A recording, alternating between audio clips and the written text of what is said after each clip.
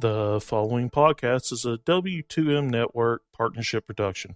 Visit W2Mnet.com for all of our other great podcasts, plus news, reviews, articles, and opinions from the worlds of wrestling, video games, football, and entertainment. All right. Welcome, everybody, to the first ever episode of the SCU Show. I am your host, SCU. I believe my name at that, because I don't really want my name out there, even though it's probably out there on a lot of podcasts already. So I want to start off the show by talking about why I decided I'm going to start another general sports podcast. Let's start off with that. So back in 2015, that's when I really got serious with my sports journalism. That's when I said, this is what I want to do. Because back in 2014, I was like, okay, I want to add my love of sports, put it together with my love of writing, and that's when I started writing for a local newspaper. Then, come January, I got a lot more serious into it. I met somebody, a colleague of mine, former colleague of mine, named Darren Williamson. He got me into radio. Him and I got to talking, and he told me about how radio is where the money's at, as opposed to the sports writing. So I decided I want to start my own podcast. Because the best experience you could have when you're not on a radio station, which I won't be for another couple of years, will be on podcast. So I started a podcast for this guy that I work for right now, Andrew Powell. We used to work together in 2015. And I started a podcast called SCU and Wally. My co-host's name was Casey Wallach. Her and I, that podcast that lasted about 3 months. That didn't last very well. Didn't go very well. So I took a break. I was in school, did school. Then I met my former co-host. I'm not going to put her name out there because of our relationship right now. But anyway, we got to talking. Her and I got really close, and then I said, "Hey, let's you and I do a podcast together." And she was cool with it. We were cool with it, both of us. So we started the day after Super Bowl 50 was our first ever show. And that show was called SCU and Saki. As you can tell, I like using the tag SCU as my name. That podcast didn't work out, and it ended worse than the other one. And the thing was just her and I. We didn't. Like, I wanted to do all sports. She wanted to bring pop culture into it and politics. Now, I don't blame her. Not at all. I'm not trying to bash her. She's very good at what she does. And if you know what she does, go look her up. But we just didn't click. The podcast wasn't working because I couldn't get into what she wanted to get into. And she couldn't get into what I couldn't want to get into. So that just ended after that. For the rest of 2016, and that podcast ended in July, I was just like, I'm done. I'll take a break. I have my website, InsideTheArena.org, to work on. And that's that. Now here we are, February 7th, 2017. I decided looking for a new co-host, but that didn't work out. So I decided I'm going to go ahead and do this by myself. See how this works out. Because if you know me, whether it's through social media, whether it's from in real life, you know I'm a huge fan of Colin Cowherd, host of The Herd Fridays. Not Monday through Friday, noon to 3 Eastern on FS1. He does it himself. He has a co-host, Christine Leahy. If I need a Christine Leahy, which I probably won't most of the time, I have my producer, Sean Carmen. Thank you, by the way, W2M Network, W2Mnet.com, for hosting this podcast live and on the podcast. If I need another voice, or if Sean feels like he's something to say, he'll come on and say it, and I'll be okay with that. That would be great. But now, enough of that. So here we are, the SCU Show, first ever episode. Hope this is it. I hope this is it. We do this for a couple of years. I get into school, do radio station work while doing this show, and that gets me somewhere in life. So let's start off with what everybody's talking about today. Super Bowl 51. Best Super Bowl, hands down. Obviously, I mean you can't deny that was the best Super Bowl ever played. The Atlanta Falcons held a 28-3 lead with, I think it was like 8 minutes and 4 seconds left in the third quarter. Maybe later than that. And my friend, Haley Caparella, I text her all the time. We were talking, she was telling me, the Pats are going to come back and win this game. And I told her, it is 28-3. Halfway through the third quarter. They're not coming back to win this game. Lo and behold, Tom Brady and the New England Patriots come all the way back from 28-3 down to force overtime. The first overtime Super Bowl in history. Ended overtime. They get the ball. And as soon as they got the ball, I just said, they're winning this game. I couldn't believe it. I could not believe after a 23 deficit, the Patriots were going to come back from 25 down to win this game. And that's just what they did. Brady got into ring number 5. So now here we are. Season's over. And I'm still hearing this question all over the place. Who is the GOAT? Who is the GOAT? Is it Tom Brady? Or is it Joe Montana? And I just don't understand why this is still a thing. Tom Brady proved he is the GOAT in 2005. Yeah. It took him 3 Super Bowls to prove he was the GOAT. You call me crazy. It took Tom Brady 3 Super Bowl rings to prove he was the GOAT. Why? Well, let's look back at Joe Montana's career and see what he did in the Super Bowl. Joe Montana had a team. Jerry Rice. Roger Craig was behind him. He had John Taylor, who might be in the Hall of Fame. I'm not sure about that. He had Ronnie Lott on defense. Who did Tom Brady have in those Super Bowls, the 3 Super Bowls back in the mid-2000s and the early 2000s that he won? David Givens, I think that's his name, caught a touchdown in Super Bowl 36. David Givens. Ty Law, possible Hall of Famer. I'm not even sure about that either. Troy Brown. Who? You talk about these guys now, you're like, who are these guys? Nobody knows who these are. The millennials don't know who these guys are. But when you say Tom Brady, everybody knows who Tom Brady is, obviously.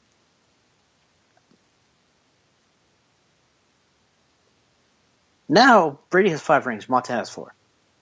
Oh, but Brady threw 4. No, I don't care. Brady threw 4 interceptions. Montana didn't throw any. Do you see the team Brady has to work with? Every single Super Bowl Brady's been in, he has no team around him. The biggest wide receiver that he's had with him over these past few years, Randy Moss.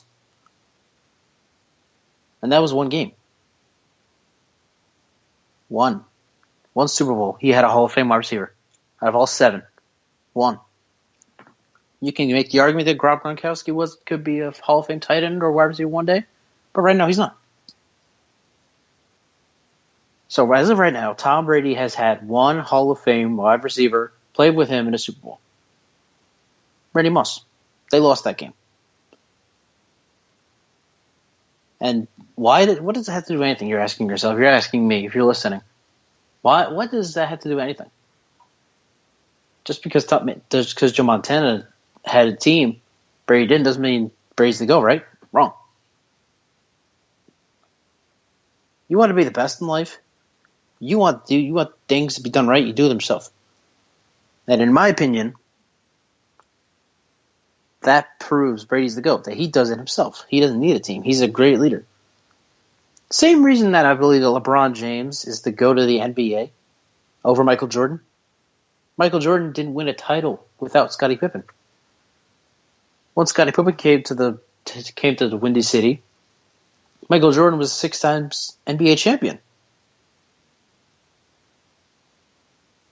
You don't need a team to be great. Brady proves that. Brady's the GOAT. So there's that. Tom Brady is the greatest quarterback in NFL history, better than Joe Montana. Now, where does John Elway come into this? John Elway lost 3 Super Bowls before winning 2. And Brady's had a great career. You don't become the GOAT if you have a bad year. 1 bad year, you're not the GOAT. Montana never had a bad year. Brady never had a bad year when he played. Simple as that. John Elway will never be the GOAT. John Elway's a Hall of Fame quarterback because he won 2 Super Bowls. Awesome. Not the GOAT. Now, going back to this classic Super Bowl, everyone might think it's obvious that Tom Brady won the MVP.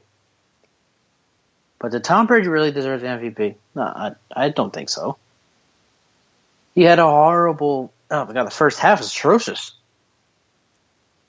That first half was absolutely atrocious. I don't have stats on me, but if you watch 172 million people watch this game. 172 million people watched parts of this game. 172 million people probably saw that pick six from Brady at the end of the first half. That was the summary of the first half, how Brady went, how Brady played. Off-target passes, interceptions, pressure from the offensive line not protecting him. No, that offensive line's always been bad. They proved that last year's AFC title game when Brady was hit 33 times against Denver. He proved that. 33 times he got hit in the AFC title game against Denver.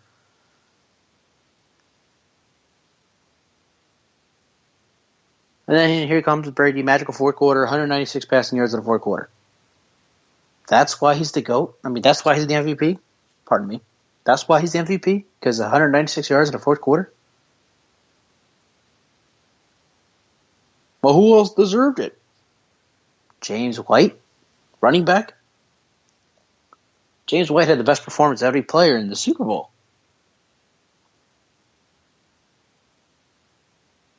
James White had the best performance. 14 catches, and that's from a running back, mind you. 14 catches, Super Bowl record from a running back. 3 total touchdowns. And, of course, the game winner. That right there is why I think James White should have been MVP. I mean, Tom Brady, sure, give it to Tom Brady because he has 596 yards in the fourth quarter. Fine. I don't believe that's right, but that's the way it went. Final thing here, before we go to our first commercial break. This is interesting. I found this interesting when I heard it. Did the Patriots win this game, or did the Falcons lose this game? So in the first half, Falcons defense just tore apart Tom Brady. Tore him apart.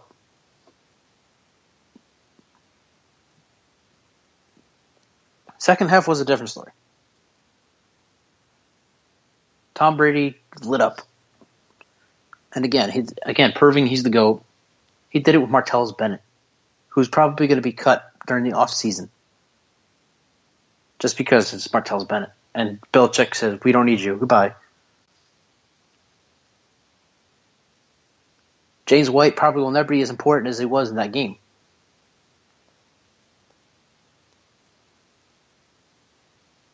Brady single-handedly won this game for the Patriots.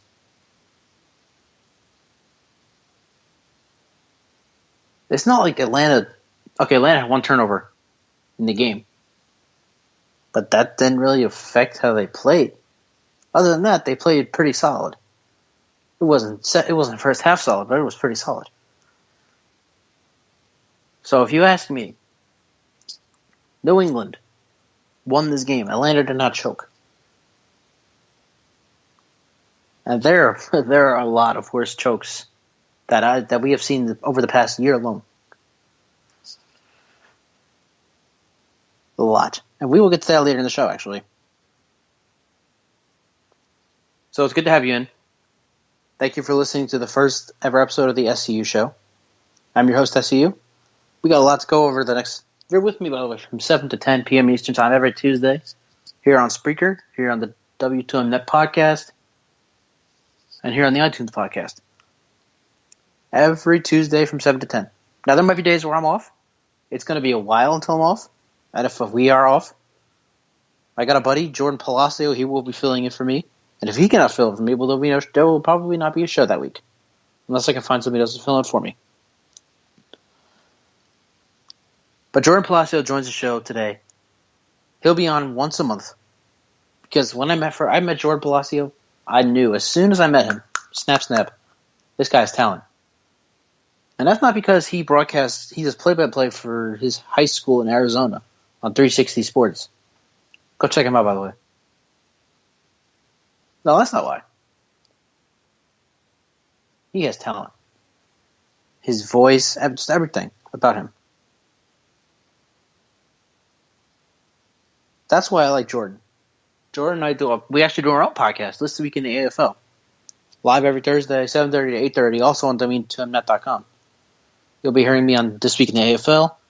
We just discontinued the Football 5 podcast because of different reasons. I won't go into that. I'll also be doing a podcast. NAL Now. We'll be doing National Arena League. Me and the guy's name is Tuck. I don't remember his last name. Tuck or something. Very bad of me not to know that. Very unprofessional, but I should know that. NAL Now will also be on Thursday. Actually, NAL will be on Fridays.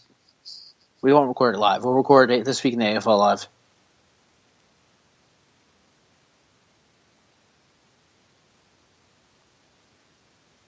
But Joran Palacio will join the show 8:20 Eastern Time to 8:40 Eastern Time. Him and I will be talking a few things that I'll be talking about here on the show before he comes on. Lots to talk about today. You know, I've been planning to the show for months. It has been months in planning. And now here we are. I'm ready.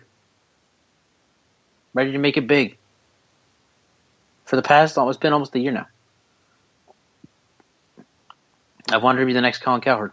And I hope this podcast is the stepping stone to becoming the next Colin Cowherd. I really do.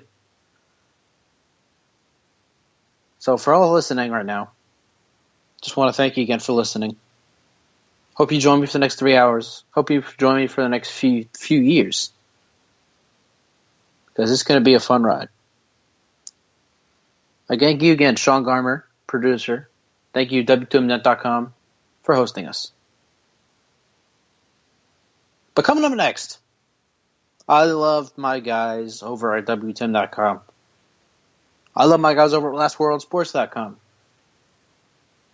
You know what I don't love? The College Football Playoff Committee. What am I talking about? Oh, don't worry. I'll tell you next. That's the SCU Show.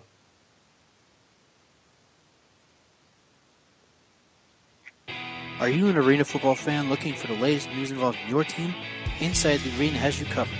Check us out for the latest news around both the Arena Football League and the Chinese Arena Football League. Read all of our stellar articles at InsideTheArena.org. Also, follow us on Twitter at Inside_Arena and like us on Facebook at Facebook.com/InsideTheArena. Would Flex Seal be a better option at your flex position? Do you need a sham wow to clean up the mess you make after your quarterback throws another interception? Then we have the solution for you. I'm Randy Isbell. And I'm Mike Mitchell, and we're here to clean up your fantasy mess with more power than OxyClean. Check out the Fantasy Football to the Max podcast every Monday and Thursday at W2Mnet.com. It's game time, boys, and we know football. Football to the Max is the podcast for you if you want in-depth analysis over the NFL and college football. We preview all the action coming your way over the weekend. And we break down all the big action after it's happened. Plus, we tackle all the big news topics and discuss everything when it comes to the gridiron. So come check out Football to the Max every Tuesday morning and Friday morning on the W2M Network. The following podcast is a W2M Network partnership production. Visit W2Mnet.com for all of our other great podcasts, plus news, reviews, articles, and opinions from the worlds of wrestling, video games, football, and entertainment.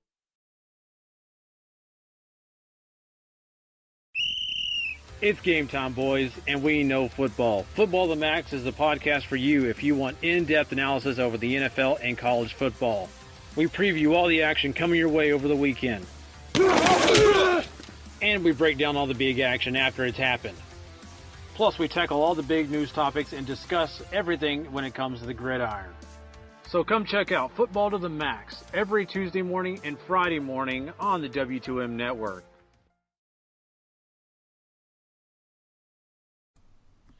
Would Flex Seal be a better option at your flex position? Do you need a sham wow to clean up the mess you make after your quarterback throws another interception? Then we have the solution for you. I'm Randy Isbell. And I'm Mike Mitchell, and we're here to clean up your fantasy mess with more power than OxyClean. Check out the Fantasy Football to the Max podcast every Monday and Thursday at W2Mnet.com. Welcome back to the SCU Show. I'm SCU. I want to apologize in advance for anybody trying to listen to us live right now. We are working on getting that link up. Producer Sean Gomba working on it right now. We will get to you as soon as possible. As for now, you'll just have to roll with this. And if you want to listen to the beginning of the show, you'll have to listen on the podcast. So let's go on here. So I love my W2M.com staff. We always have fun conversations, as well as my guys from LastWordOnSports.com. But the College Football Playoff Committee, they really messed up. So if you're not a college football guy, I wasn't at first. I'm recently getting into college football. Let's look at the top 4. Alabama. They're Alabama. If they're not number 1, there's something wrong, right? Oh, who was number 2? Clemson? That's very questionable. They late lost to Pitt in November. I don't know if I would put that number 2, but committee put him at number 2. That's fine. 3 is Ohio State. Ohio State belong there. They played a tough schedule. They beat the tough schedule for the most part, but we'll get to that in a second. Number 4 is what? Washington? Really? Washington made the college football playoff. Hold on.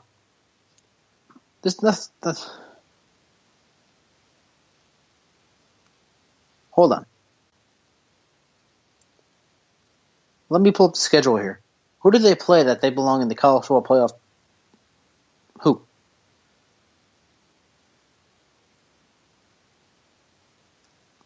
Oh, look at that. Idaho. Wow.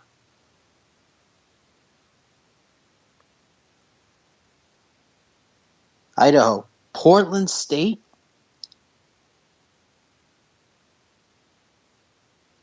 Washington got to the playoff by beating Idaho and Portland State? This can't be real.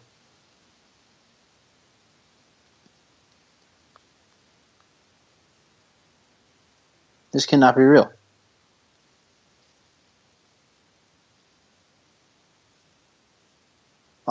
This is so. It makes no sense. Washington had a very weak schedule. I don't understand why they were in the top 4.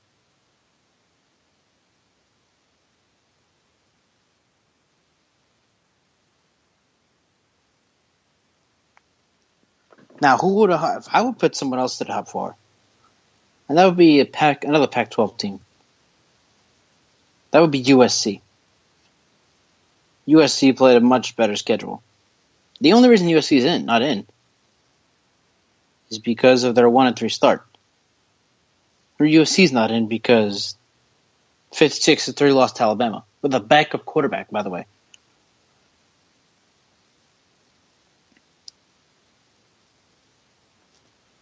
USC played a much tougher schedule too.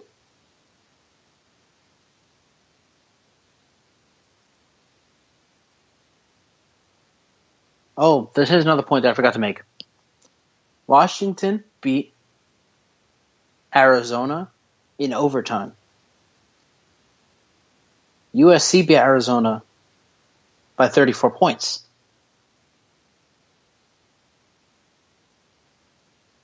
Oh, look at this. Head-to-head. That's always big in the College Football Playoff Committee. Always big. USC got the best of Washington in the head-to-head. 26-13. And that game was in Washington.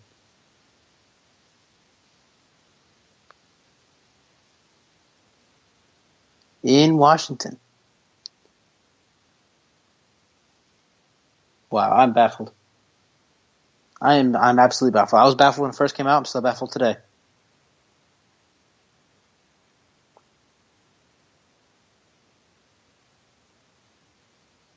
Still baffled today.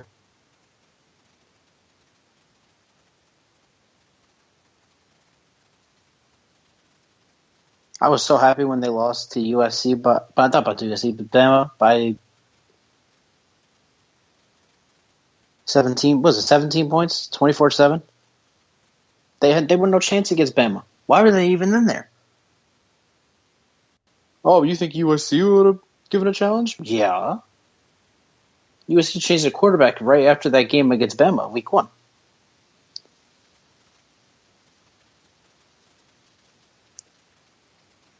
Then they went on after a 1-3 start, they went on a series run. So such a series run.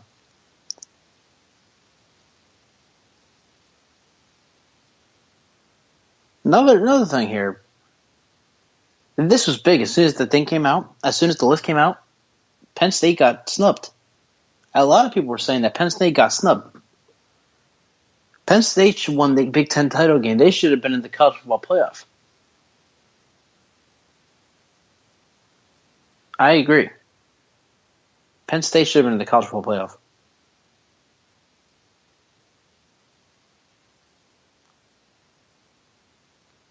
Penn State, they had a tough schedule, but they had one loss. Or 2 losses. One loss was by a Pitt team that had James Conner, one of the best running backs in college football. 3-point loss to James Conner. The other one was to Michigan. Michigan should have been a one-loss team.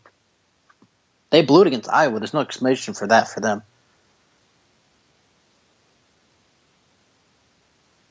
No explanation for why Michigan should have blown it against Iowa.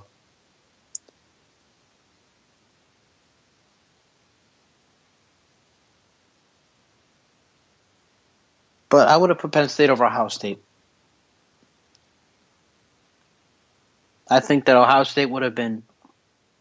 No. I think Penn State would have been a better matchup for Clemson. Obviously, because Ohio State got shut out by that Clemson team.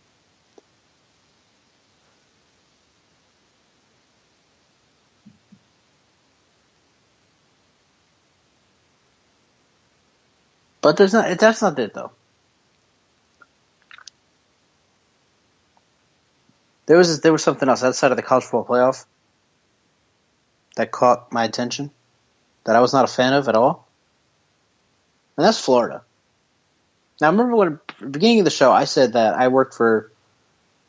I did something in 2015 with a man named Joran Palacio. That was a Miami-based website. So we all hated the University of Florida. We were all Miami fans of that site. But now I look at it. Florida has a good team. Florida was a runner-up in the SEC championship game. Now, nobody beat Florida in the SEC. The SEC is the Eastern Conference of college football. There's one good team and everybody else is just them.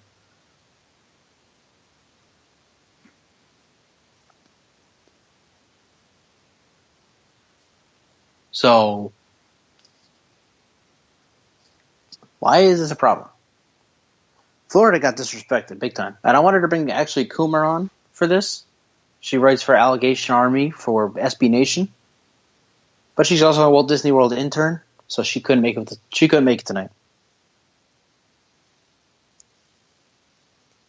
Florida got disrespected. Absolutely disrespected. Absolutely disrespected. And what am I talking about? They got to the Outback Bowl after losing the SEC title game. Why is this a problem? Why am I going on about this? Because Auburn went to the Sugar Bowl? Really? A championship runner-up. And I'm bringing up Auburn's schedule right now. A champion runner-up should have been in a BCS bowl game.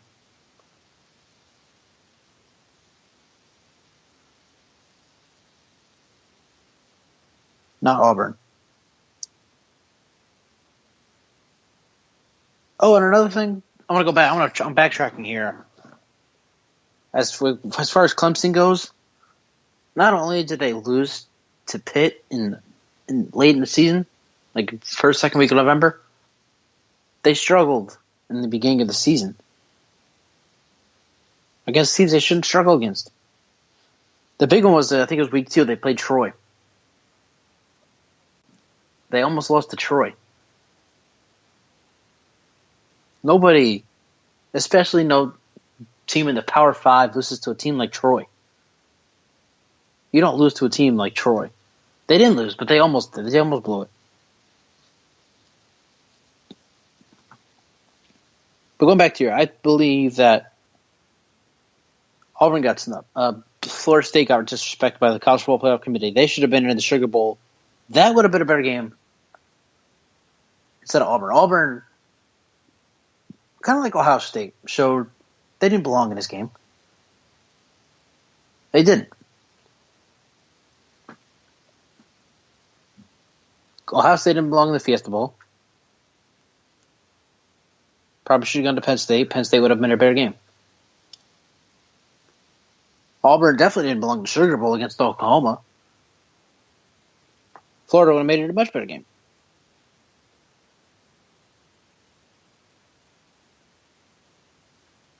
Disrespect.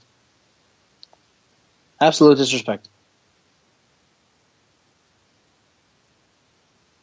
But the way it ended, we had a crap semifinal round on New Year's Eve. Again, worse than last year.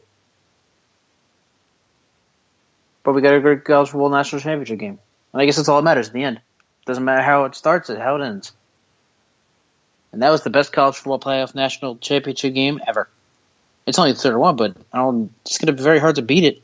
Maybe a Hail Mary if his time expires. That's the only thing that could really beat it. Other than that, it can't really do it. You can't do it. You can't beat that.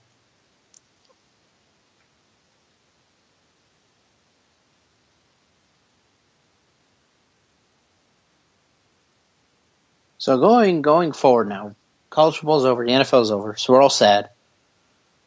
But I'm going to look ahead real early. I'm going to give you my college football playoff top 4 for 2018.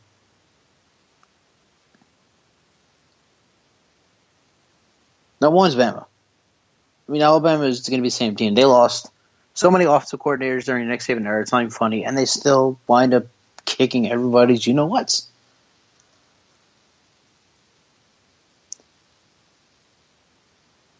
So, Alabama number 1.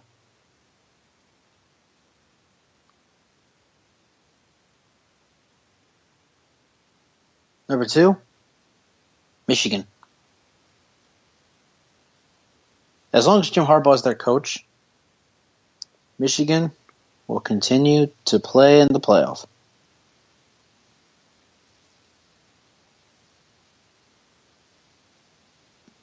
Three, Oklahoma. Now, I was a huge fan of Oklahoma State because I got a buddy named, not because I have my buddy Chase Risman who goes to Oklahoma State,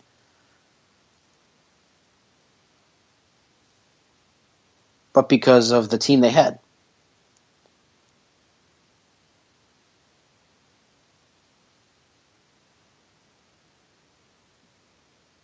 Travis Rudolph, what a great quarterback. He was the second best quarterback in the Big 12 behind Baker Mayfield.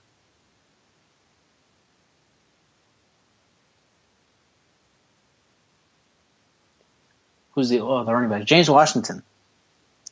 Great guy. Tremendous player. But I just don't think Oklahoma State's going to beat Oklahoma for the Big 12 title. At 4 would be USC.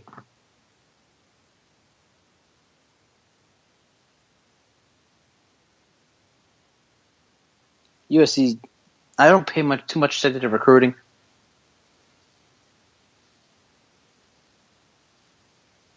But from what I know, from what I've heard,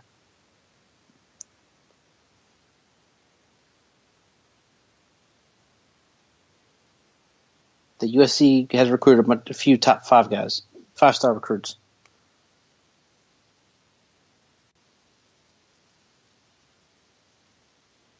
So that's maybe they will find the Adoree Jackson. Adoree Jackson, their star player. He's off to the NFL draft.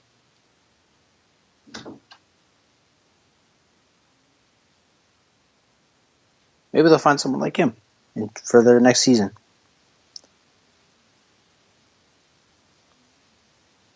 So there you have my college football playoff top 4. Alabama, Michigan, Oklahoma, USC.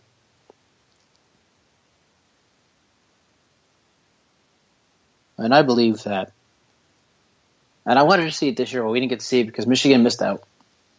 Bama will play Michigan in Atlanta for the college football playoff national title game in 2019.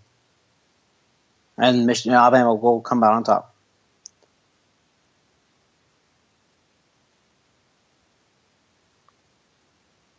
Alabama will come out on top of Michigan next year in Atlanta. It's going to be a great game because 2 great teams. Alabama will come out on top, though, at the end of the day.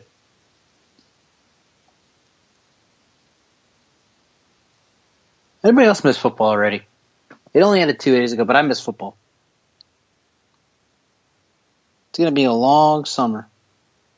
Now, obviously, not for me, but for a lot of you who don't really pay attention to indoor football, it's going to be a long season. Very long season. But if you want to let me know who your top 4 is, Twitter's at ReadyFanatic2. You can tweet us at the SCU Show. Let us know who you think your top 4 is for 2018. Idaho and Portland State gets you to the top in the college football playoff. Who would have thought? Like, really. Who would have thought? Right? Who would have thought? Idaho and Portland State gets you into the college football playoff. Good hell. Next we're going to be putting Purdue in the college football playoff.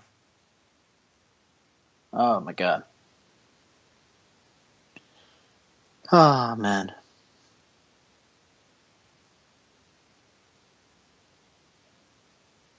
All right. We'll be right back. SCU Show.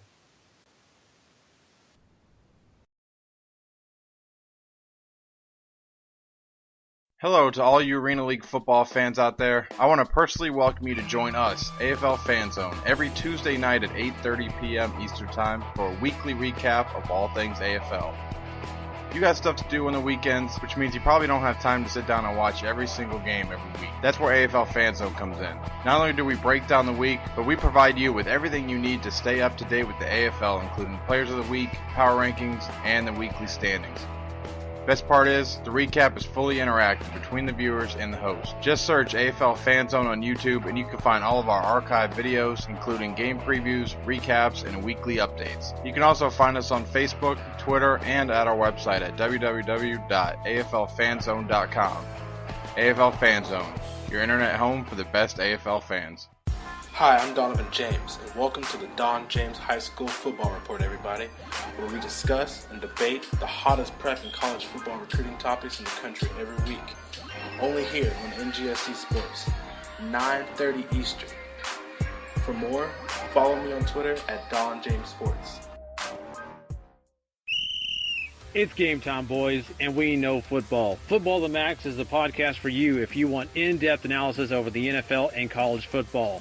We preview all the action coming your way over the weekend. And we break down all the big action after it's happened. Plus, we tackle all the big news topics and discuss everything when it comes to the gridiron. So come check out Football to the Max every Tuesday morning and Friday morning on the W2M network. Are you an arena football fan looking for the latest news involving your team? Inside the Arena has you covered. Check us out for the latest news around both the Arena Football League and the Chinese Arena Football League. Read all of our stellar articles at InsideTheArena.org. Also, follow us on Twitter at Inside_Arena and like us on Facebook at Facebook.com/InsideTheArena. The following podcast is a W2M Network partnership production.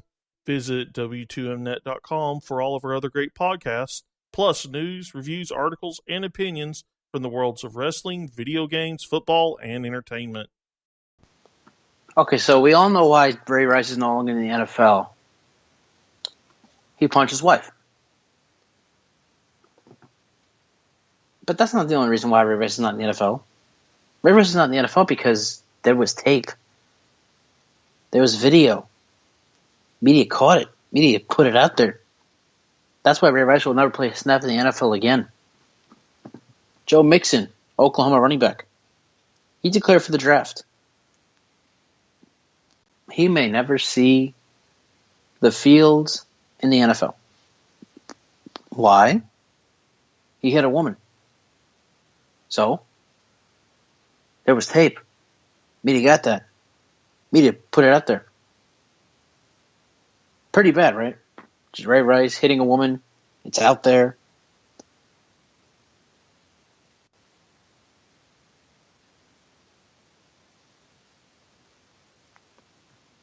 Joe Mixon hitting a woman. That got out there. Pretty bad, right? Well, have you been watching Duke basketball lately? Because of that, that's the worst. That is the absolute worst right there. What am I talking about? You should know what I'm talking about if you're a sports fan. Grayson Allen. Today is February 7th, 2017. So that makes tomorrow the 1-year anniversary that Duke, I believe he's a forward. I'm probably wrong on that. Grayson Allen tripped the guy. And you could see. And this is all, everything he's done over the past year has been on national television. All Duke games have been on national television. Grayson Allen's all up on national television.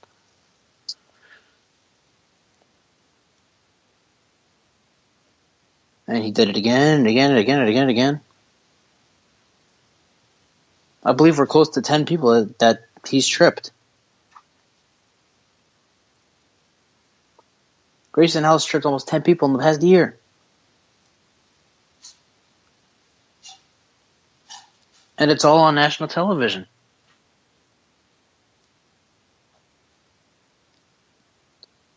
Forget about the tape. It's there on national TV. We can see it happening live here watching his games.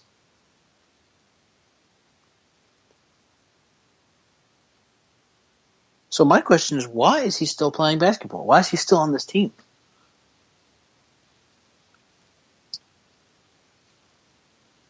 Grayson Allen is a dirty player.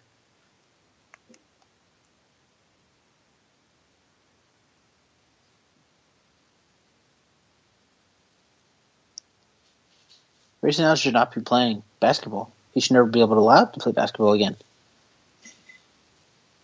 He'll just keep doing it.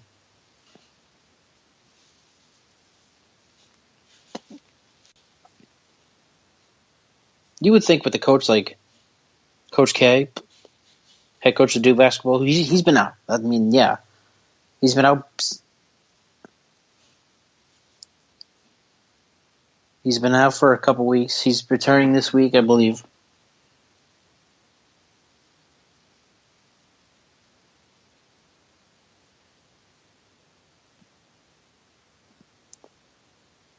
He's not handling this well.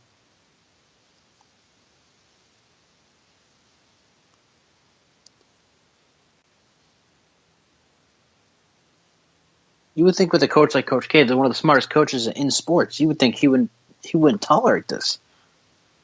I mean, come on, Bill Belichick. If your player misses curfew, he cuts you off the team. Miss a practice, you cut from the team.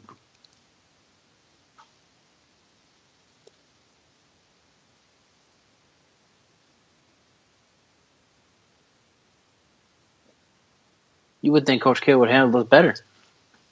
He hasn't.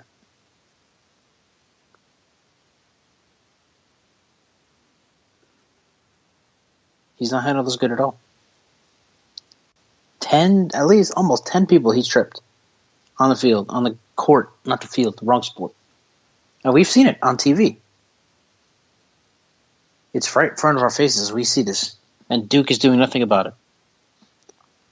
Bad management. Very bad management.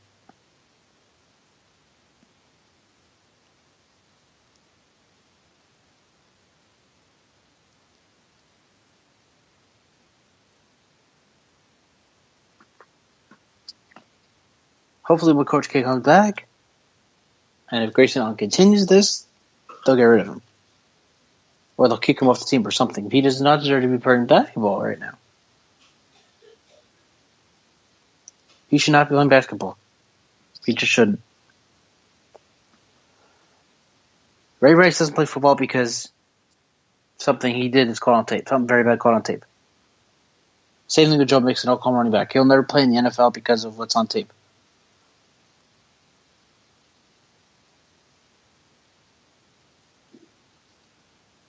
So Grayson Allen, same thing.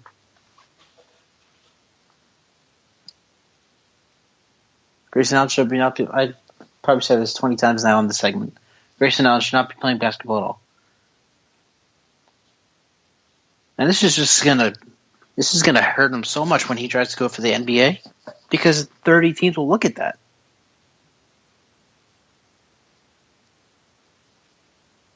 Teams will look at all these trippings and the one time he pushed the Florida State coach. 30 teams will look at that. No, they won't want him as a team.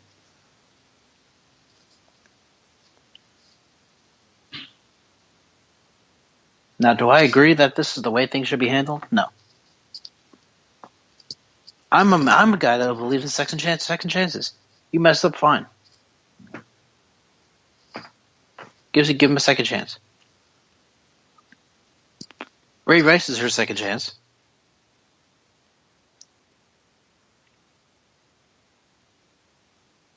Joe Mixon definitely deserves a chance. Joe Mixon hasn't done anything professionally. He had one slip up almost 3 years ago.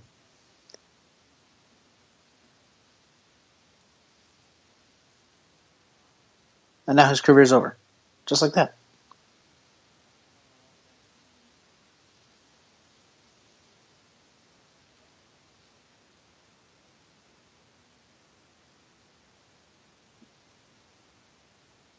I don't. But Grayson Allen's different, though. He's different than Joe Mixon. He's different than Ray Rice. He's done this almost 10 times.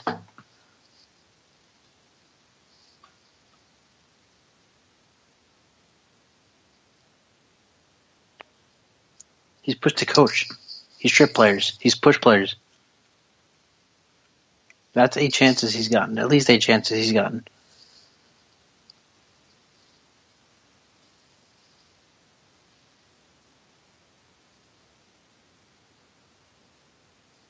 So it's time for him to go.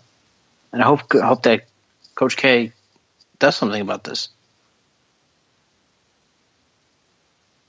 Really do. It's not right. But as far as Ray Rice and Joe Mixon go, I hope they get the second chance. Hope somebody will look past this and say, hey, you messed up a while ago. You stopped paying for your mistake. It's time for you to get your second chance. Hopefully someone will Ray Rice play on their team. Hopefully someone will sign to a contract. Hopefully Joe Mixon gets drafted.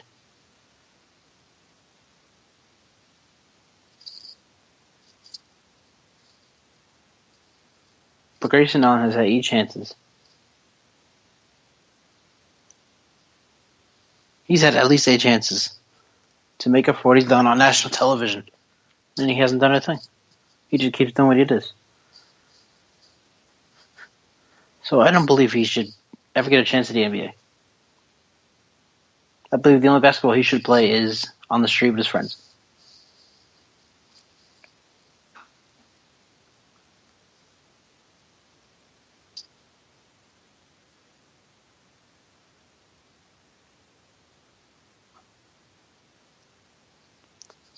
All right, let's take a break now.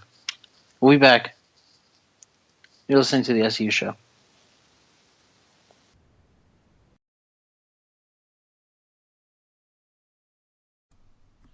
Would Flex Seal be a better option at your flex position? Do you need a sham wow to clean up the mess you make after your quarterback throws another interception? Then we have the solution for you. I'm Randy Isbell. And I'm Mike Mitchell, and we're here to clean up your fantasy mess with more power than OxyClean. Check out the Fantasy Football to the Max podcast every Monday and Thursday at W2Mnet.com. Hello to all you Arena League football fans out there. I want to personally welcome you to join us, AFL Fan Zone, every Tuesday night at 8:30 p.m. Eastern Time for a weekly recap of all things AFL. You got stuff to do on the weekends, which means you probably don't have time to sit down and watch every single game every week. That's where AFL Fan Zone comes in. Not only do we break down the week, but we provide you with everything you need to stay up to date with the AFL, including Players of the Week, Power Rankings, and the weekly standings. Best part is, the recap is fully interactive between the viewers and the host. Just search AFL Fan Zone on YouTube and you can find all of our archived videos, including game previews, recaps, and weekly updates. You can also find us on Facebook, Twitter, and at our website at www.aflfanzone.com. AFL Fan Zone, your internet home for the best AFL fans. Hi, I'm Donovan James, and welcome to the Don James High School Football Report, everybody, where we discuss and debate the hottest prep and college football recruiting topics in the country every week. Only here on NGSC Sports, 9:30 Eastern. For more, follow me on Twitter at Don James Sports. It's game time, boys, and we know football. Football the Max is the podcast for you if you want in-depth analysis over the NFL and college football. We preview all the action coming your way over the weekend. And we break down all the big action after it's happened. Plus, we tackle all the big news topics and discuss everything when it comes to the gridiron. So come check out Football to the Max every Tuesday morning and Friday morning on the W2M network. Are you an arena football fan looking for the latest news involving your team? Inside the Arena has you covered. Check us out for the latest news around both the Arena Football League and the Chinese Arena Football League. Read all of our stellar articles at InsideTheArena.org. Also, follow us on Twitter at Inside_Arena and like us on Facebook at Facebook.com/InsideTheArena. The following podcast is a W2M Network partnership production. Visit W2Mnet.com for all of our other great podcasts, plus news, reviews, articles, and opinions from the worlds of wrestling, video games, football, and entertainment. All right, I apologize for the last segment, people, everybody. I didn't really have much on Grayson Allen except that he was a very dirty player, but yeah, I mean, the point stands right there. Joran Palacio, Joran Palacio will come on. We'll talk about Grayson Allen. He'll give his thoughts on Grayson Allen, as well as a few other things at 8:20. But I had to go back to the Super Bowl right now, and I have to give props to Matt Ryan. I watched Matt Ryan in college. Back when Boston College and Virginia Tech had this big rivalry, Matt Ryan owned Virginia Tech. Matt Ryan was a great quarterback at Boston College, and this was me, second year watching football. Probably the first time I started watching college football. And I was so impressed with Matt Ryan. So impressed with Boston College. And as soon as Matt Ryan leaves, Boston College goes down the hole. Like, they just don't do anything. This is going to be a quick segment before we go to break. About 5-minute segment here. I have to give props to Matt Ryan. He played his game, the game of his life in Super Bowl 51. I believe the defense gave him up, though. You would think of a coach like Dan Quinn, the defense would be able to hold up, but they weren't able to. It's sad. Very sad.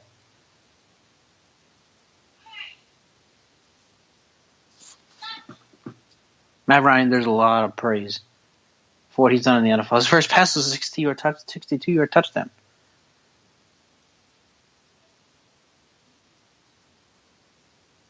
His first pass is a 62-yard touchdown.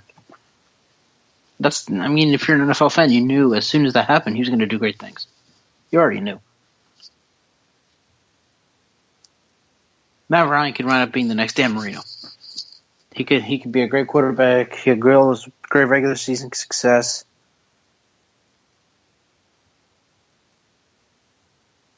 But he doesn't win a ring. And there's nothing wrong with not winning a ring. Being a Hall of Famer doesn't mean you have to be a Super Bowl champion too. You could be one without being in the other. Chris Carter, no rings. He just got into the Hall of Fame. I'm sure there's a bunch of players not in the Hall of Fame that will have a Super Bowl ring.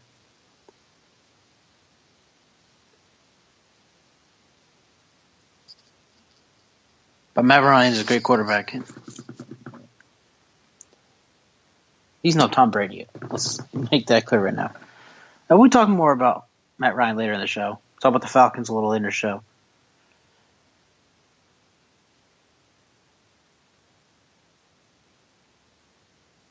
But for everyone wants to hit on Matt Ryan that the Falcons allegedly choked. He did. First of all, they didn't choke. Tom Brady is just that great. That Patriots team is just that great. They are just too good.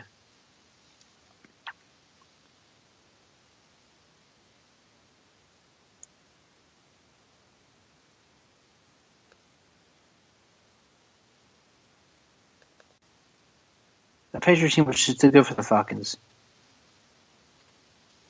Had nothing to do with Matt Ryan at all. Matt Ryan still played a great game. He had a great season. He won the MVP.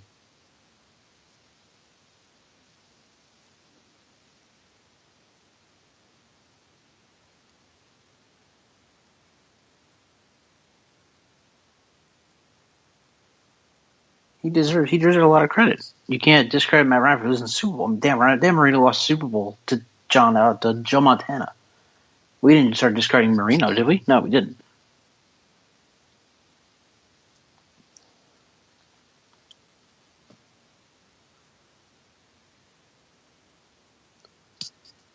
Matt Ryan may not get to the Hall of Fame.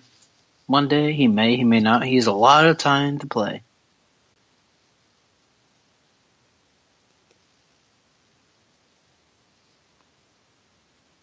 A lot of time to play for Matt Ryan. If he never gets to the Hall of Fame, if he never wins the Super Bowl, one thing will happen. Matt Ryan will get into the Falcons Ring of Honor when he retires. He'll always remember as the greatest quarterback in Falcons history until somebody else comes along and takes that from him. Kind of like Brett Favre and Rodgers, but we probably won't see that in Atlanta.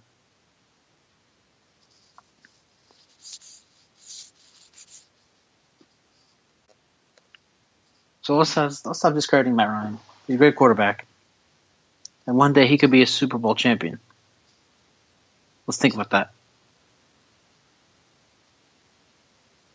Okay. Hour 1 down.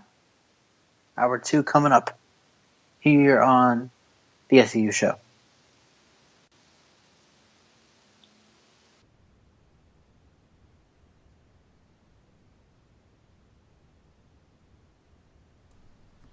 Would Flex Seal be a better option at your flex position? Do you need a sham wow to clean up the mess you make after your quarterback throws another interception? Then we have the solution for you. I'm Randy Isbell. And I'm Mike Mitchell, and we're here to clean up your fantasy mess with more power than OxyClean. Check out the Fantasy Football to the Max podcast every Monday and Thursday at W2Mnet.com. Hello to all you Arena League football fans out there. I want to personally welcome you to join us, AFL Fan Zone, every Tuesday night at 8:30 p.m. Eastern Time for a weekly recap of all things AFL. You got stuff to do on the weekends, which means you probably don't have time to sit down and watch every single game every week. That's where AFL Fan Zone comes in. Not only do we break down the week, but we provide you with everything you need to stay up to date with the AFL, including Players of the Week, Power Rankings, and the weekly standings. Best part is, the recap is fully interactive between the viewers and the host. Just search AFL Fan Zone on YouTube and you can find all of our archived videos, including game previews, recaps, and weekly updates. You can also find us on Facebook, Twitter, and at our website at www.aflfanzone.com. AFL Fan Zone, your internet home for the best AFL fans. Hi, I'm Donovan James, and welcome to the Don James High School Football Report, everybody, where we discuss and debate the hottest prep and college football recruiting topics in the country every week. Only here on NGSC Sports, 9:30 Eastern. For more, follow me on Twitter at Don James Sports. It's game time, boys, and we know football. Football the Max is the podcast for you if you want in-depth analysis over the NFL and college football. We preview all the action coming your way over the weekend. And we break down all the big action after it's happened. Plus, we tackle all the big news topics and discuss everything when it comes to the gridiron. So come check out Football to the Max every Tuesday morning and Friday morning on the W2M Network. Are you an arena football fan looking for the latest news involving your team? Inside the Arena has you covered. Check us out for the latest news around both the Arena Football League and the Chinese Arena Football League. Read all of our stellar articles at InsideTheArena.org. Also, follow us on Twitter at Inside_Arena and like us on Facebook at Facebook.com/InsideTheArena. The following podcast is a W2M Network partnership production. Visit W2Mnet.com for all of our other great podcasts, plus news, reviews, articles, and opinions from the worlds of wrestling, video games, football, and entertainment. Welcome to Hour 2 of the SCU Show. I'm your host, SCU. So I know we didn't start out the link to start off the show, so I'm going to go over the first hour. I'll do the same for Hour 2 for those listening to Hour 3. In the first hour, we talked about Tom Brady being the GOAT. He is. Joe Montana was carried by a couple of Hall of Famers. Tom Brady did it with Ty Law, Shane Vereen, a bunch of people. He pretty much a bunch of players that never ever hear the word Hall of Fame. The words Hall of Fame. And I forgot to bring this up. We'll bring it up now, and then we get to basketball before I bring out Joran Palacio. New England's going to run the NFL for the next 3 to 5 years. I mean, you guys hate hearing it, but they're going to run the NFL. There's one team in the AFC that competes with Oakland right now. One thing. Did I say Oakland? I ruined it. There's one thing there's one team that competes in New England right now. That's the Oakland Raiders. And even then, Oakland will have to travel to Foxborough in the AFC title game for the next 3 to 5 years and play Tom Brady. So that's 35 losses in a row in the AFC title game for the Oakland Raiders. Nobody else compares. The next best team is Pittsburgh, and they're losing. They have a moody wide receiver. They have 2 injured running backs. Their quarterback might retire. We don't even know yet.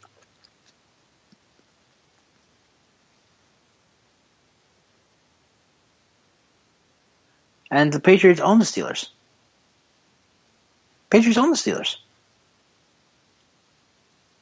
Both meetings that they played in 2016, they own the Steelers. They beat them handily. More in the AFC title game than the regular season game, but they still beat them handily. Steelers are no longer competition for our Patriots. The Raiders are the only competition for New England. Nobody else has come close. In the NFC, it's anybody can play them. Dallas, obviously Dak Prescott and Ezekiel Elliott, the offense will continue to do what they do. But the Dallas defense needs to do what they did this year over the next couple years to be contenders. Green Bay, they have Aaron Rodgers. I will tell you later in the show why Aaron Rodgers is not overrated. And why they will still compete year after year after year in the NFC. Atlanta, they might be there, they might not. We'll get to that later too. Now let's move on to basketball now. And this angered me so much. It didn't anger me as much as a fan, but as a journalist. Kevin Durant left for Golden State July 1st, 2016. He said he wanted to go to Golden State to win a title. Boy, he couldn't win a title, but he couldn't win a title with the players around him, really? When he said that, the only thing I heard was, being a leader is too hard. That's all I heard. Being a leader is too hard. He couldn't handle it. Kevin Durant cannot handle being a leader. The only reason he went to Golden State is because he has players that will lead him.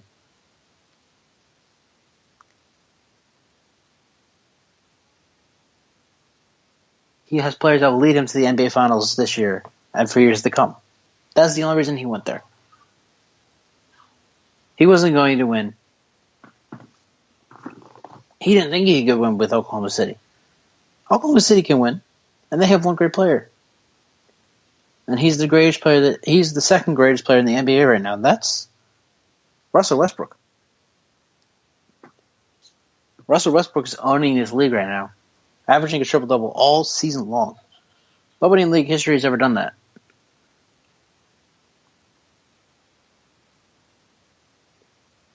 Kevin Durant's playing follow the leader, pretty much. That is what I meant on Facebook when I said, how is this like an old childhood game? Follow the leader. That's what Kevin Durant's doing. He's following the leader. He can't do it by himself. He doesn't want to lead a team. That's weak.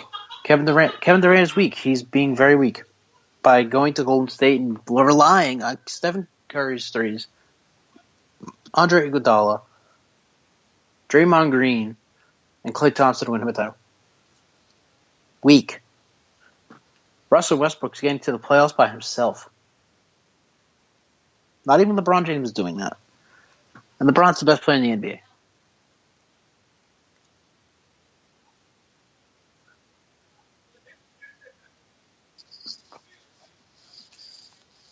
Russell Westbrook is a leader, and Kevin Durant is a follower. It's sick. It's weak. Very weak. I can't say that enough, that Kevin Durant is weak for leaving Oklahoma City the way he did.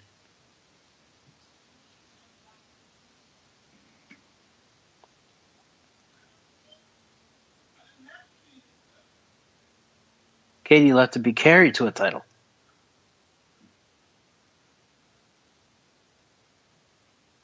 Russell Westbrook's going to win it if he wins the title by himself. It will be because of him. I don't believe anybody else on the Thunder could take credit for that. Do I think Oklahoma City's going to win the title? No. Sorry, you can't win a title with one person. Even LeBron needed help in 2016. He needed Kyrie. He needed Kevin. That's why they lost in 2015 too. Kevin Love got injured the first round against Boston. Kyrie Irving got injured game 1 of the NBA Finals in 2015. That's why they lost. 2016, they all came back. They were healthy. They won the title. Everyone needs help.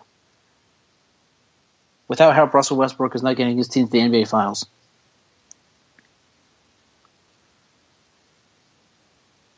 Kevin Durant, he'll get there, but he doesn't deserve to be there. Now, I'm not discrediting him. I'm not saying he's not working for it. But the reason he left is because he wanted to do less work.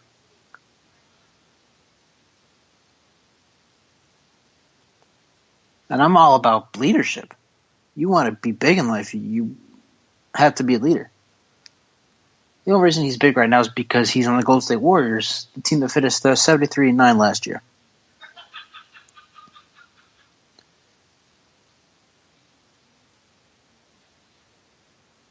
That's the only reason he's big right now, because his team's top of the NBA. Only reason.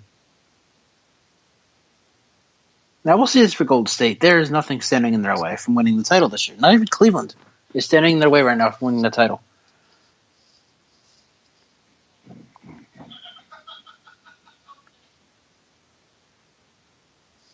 It appears Golden State is just going to run away with this title this year because nobody else can compete with them. Not even Cleveland.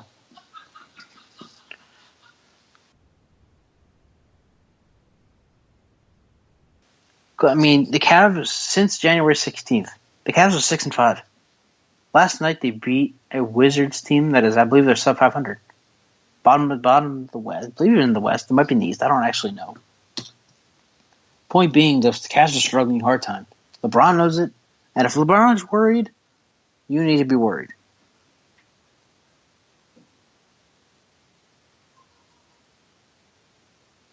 Houston, the Rockets, they're also struggling. In their last 7 games, they're 4-3. They had lost 9 of their last 10 at one point earlier this year. I wrote an article about this on PISTalk1.com. The tops in terms of the NBA. All the big teams, they're just not doing so well. Meanwhile, the Heat, who were 7th at one point, have won 11 in a row. Just everything in the NBA right now is all over the place.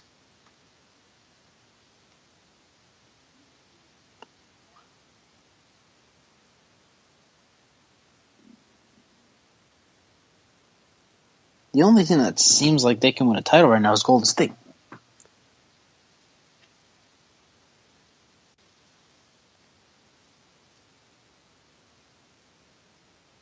Golden State is not struggling. Even San Antonio, you don't hear much about San Antonio. Nobody knows what they're doing. They can't beat the...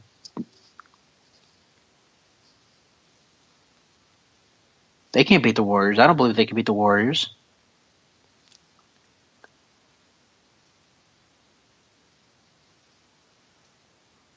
Golden State's going to get there. They have a gold ticket to the finals already.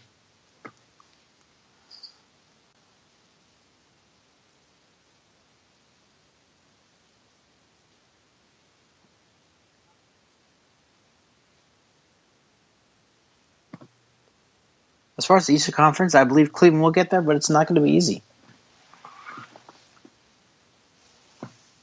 And if Cleveland doesn't get there, who will? Boston? I said it earlier. You can't get to the finals with one guy, and their guy is Isaiah Thomas. He's the only guy there.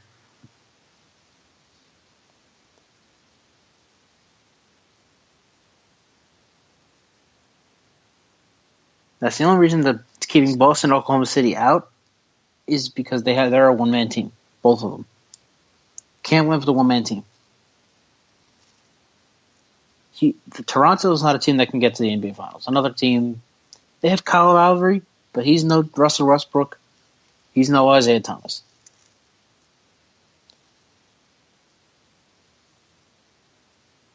A lot of things tell me it's going to be Golden State, Cleveland again in the finals. But really, it could be anything. It could be anybody at this point because nobody knows.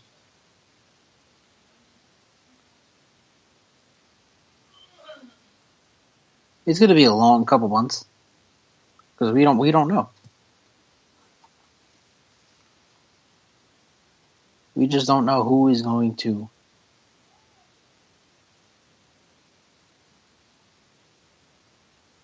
represent the East Conference because everyone in the East Conference, everyone in the Western Conference except Golden State is struggling. So pretty much it's Golden State and somebody else. We just don't know who yet. We might not know until the end of May. Joran Palacio in 5 minutes. He'll give me I'll ask him who he think is going to be in the NBA Finals, among other things. And I forgot to do this. Recap first hour. Tom Brady's the GOAT, better than Montana. Montana was care about Hall of Famers. Brady led his teams to Super Bowl titles. Washington didn't belong in the college football playoff top four. They beat Idaho and Portland State. That doesn't get you into the top four. That shouldn't get you into the top four. SEC runner-up Florida got disrespected, put in the Outback Bowl. Meanwhile, Auburn, who finished third in their conference, maybe in their division, it was third in something. Went to the Sugar Bowl, got blown up by Oklahoma. In every aspect, offensive, defensively.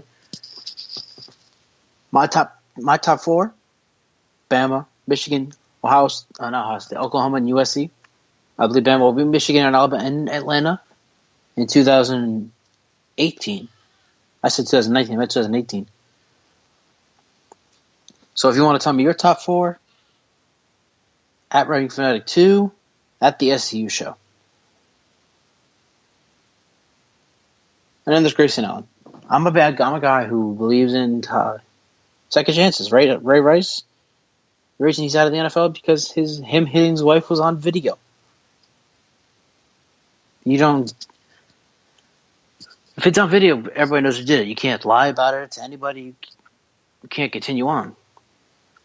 Same thing with Joe Mixon. Joe Mixon may never play in the NFL because what he did. It was caught on tape. Him hitting a woman was caught on tape.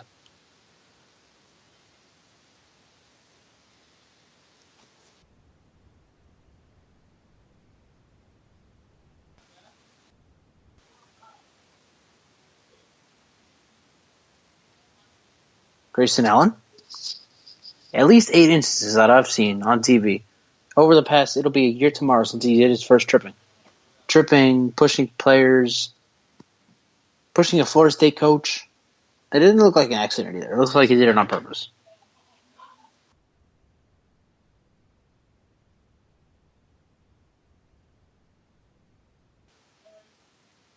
So I believe Grayson Allen shouldn't be on the team. Coach K is handling this wrong. I hope that someone on the Duke team or the Duke front office at the athletic department tells him, or they see it themselves and do something about it. Grayson Allen should never play a basketball game unless it's on the street with his buddies. Outside of that, no. They just shouldn't play anymore. Oh, and going back to my college football playoff top 4, Penn State got snubbed. They should have played in the college football playoff top 4 too.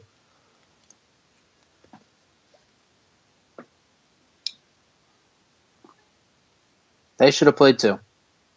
They should have played Clemson in the Fiesta Bowl, not Ohio State. And I'm not saying that because they got blown up 31-0. And because Penn State only lost by 3 in the Rose Bowl to USC. Penn State beat Ohio State, and they had about the same schedule. That's why I believe Penn State shouldn't have got to the top 4. Well, I believe Penn State's going to do what they did last year. Next year? No, they're not going to.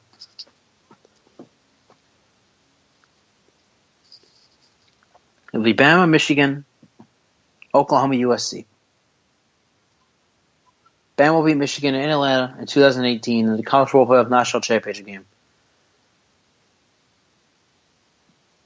And if you're just joining the show right now, Hour 2 of the SCU Show, I'm SCU. Katie left Oklahoma State because he is weak. He wanted to be carried to a title. He doesn't want to be a leader anymore. That's what I heard when he said, I went to Golden State to win a title. That's what I heard. I didn't hear I went to Golden State to win a title. I heard I went to Golden State because I'm weak.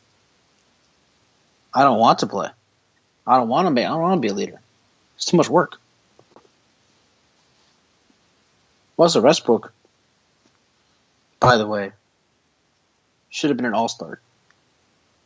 I mean, yeah, he's a reserve. That's great, but that's not great enough. That's not good enough. He should have been an all-star. Hopefully he doesn't get snubbed at the end of the year. Hopefully he wins the NBA 2016-17 MVP. If he doesn't win that, there's something wrong with the way voting is handled.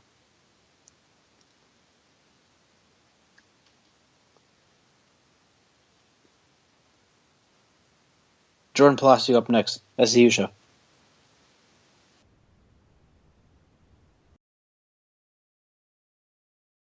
Hello to all you Arena League football fans out there. I want to personally welcome you to join us, AFL Fan Zone, every Tuesday night at 8:30 p.m. Eastern Time for a weekly recap of all things AFL. You got stuff to do on the weekends, which means you probably don't have time to sit down and watch every single game every week. That's where AFL Fan Zone comes in. Not only do we break down the week, but we provide you with everything you need to stay up to date with the AFL, including Players of the Week, Power Rankings, and the weekly standings. Best part is, the recap is fully interactive between the viewers and the host. Just search AFL Fan Zone on YouTube and you can find all of our archived videos, including game previews, recaps, and weekly updates. You can also find us on Facebook, Twitter, and at our website at www.aflfanzone.com. AFL Fan Zone, your internet home for the best AFL fans. Hi, I'm Donovan James, and welcome to the Don James High School Football Report, everybody, where we discuss and debate the hottest prep and college football recruiting topics in the country every week. Only here on NGSC Sports, 9:30 Eastern. For more, follow me on Twitter at Don James Sports. It's game time, boys, and we know football. Football the Max is the podcast for you if you want in-depth analysis over the NFL and college football. We preview all the action coming your way over the weekend. And we break down all the big action after it's happened. Plus, we tackle all the big news topics and discuss everything when it comes to the gridiron. So come check out Football to the Max every Tuesday morning and Friday morning on the W2M network. Are you an arena football fan looking for the latest news involving your team? Inside the Arena has you covered. Check us out for the latest news around both the Arena Football League and the Chinese Arena Football League. Read all of our stellar articles at InsideTheArena.org. Also, follow us on Twitter at Inside_Arena and like us on Facebook at Facebook.com/InsideTheArena. Would Flex Seal be a better option at your flex position? Do you need a sham wow to clean up the mess you make after your quarterback throws another interception? Then we have the solution for you. I'm Randy Isbell. And I'm Mike Mitchell, and we're here to clean up your fantasy mess with more power than OxyClean. Check out the Fantasy Football to the Max podcast every Monday and Thursday at W2Mnet.com. The following podcast is a W2M Network partnership production. Visit W2Mnet.com for all of our other great podcasts, plus news, reviews, articles, and opinions from the worlds of wrestling, video games, football, and entertainment.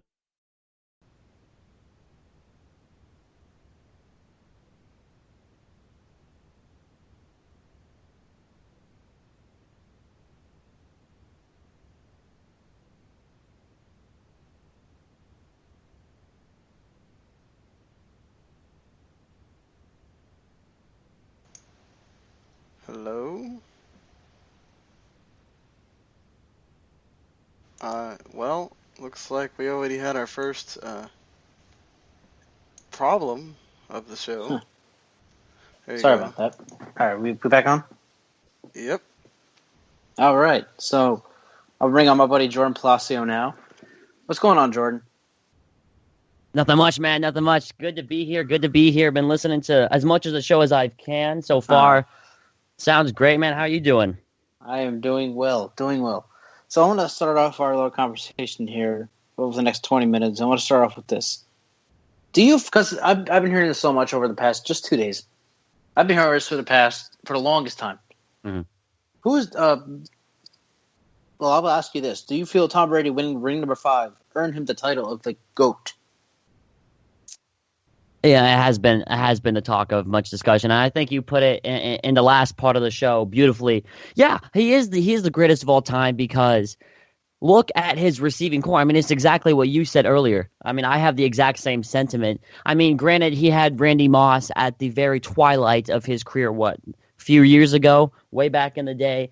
But ever since then, I mean, you throw guys like Edelman, you throw guys like Amendola, Martellus Bennett wasn't anything on the Chicago Bears. At least he was a solid tight end, but now all of a sudden on the Patriots, he fills in for Gronk, and now he's this unstoppable force. I mean, things like that prove why he's the best.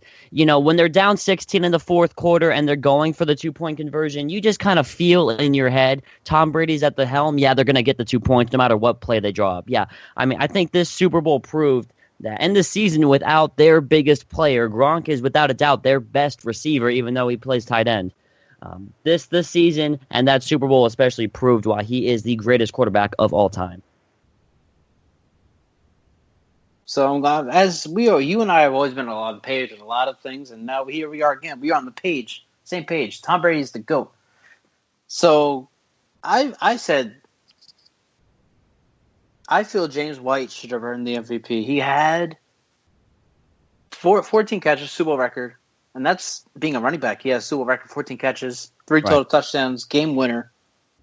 And yet, Tom Brady won after a crap first half and a 196-yard performance in the fourth quarter. That I don't believe that earns the right to be MVP if you have a bad performance at all in the game. I think it's a fair point. I think at the same time, were they ever going to realistically give it to anybody else other than Tom Brady? I think that was always going to be Tom Brady's award if they won the game, no matter how he played. Now, granted, he had the bad first half, then came back and threw for a total of 420-something yards, plus 400 yards on the night. Single-handedly led his team back. James White had a great game, and we all knew that going into the game. And he's been their key guy for how long now? 2-3 months, it seems like, that he's been leading the team in receiving. That's that typical Patriots running back. Blunt was that guy a couple years back. They always have these running backs that play for a year or two, and then it's off to the next one. Corey Dillon is another one that comes to mind. Just guys like that. Now, it would have been nice to see James White. If I was choosing, I would have chose him as well, but I don't think it was ever going to go to James White's hands, even though that he was probably the X factor in that game.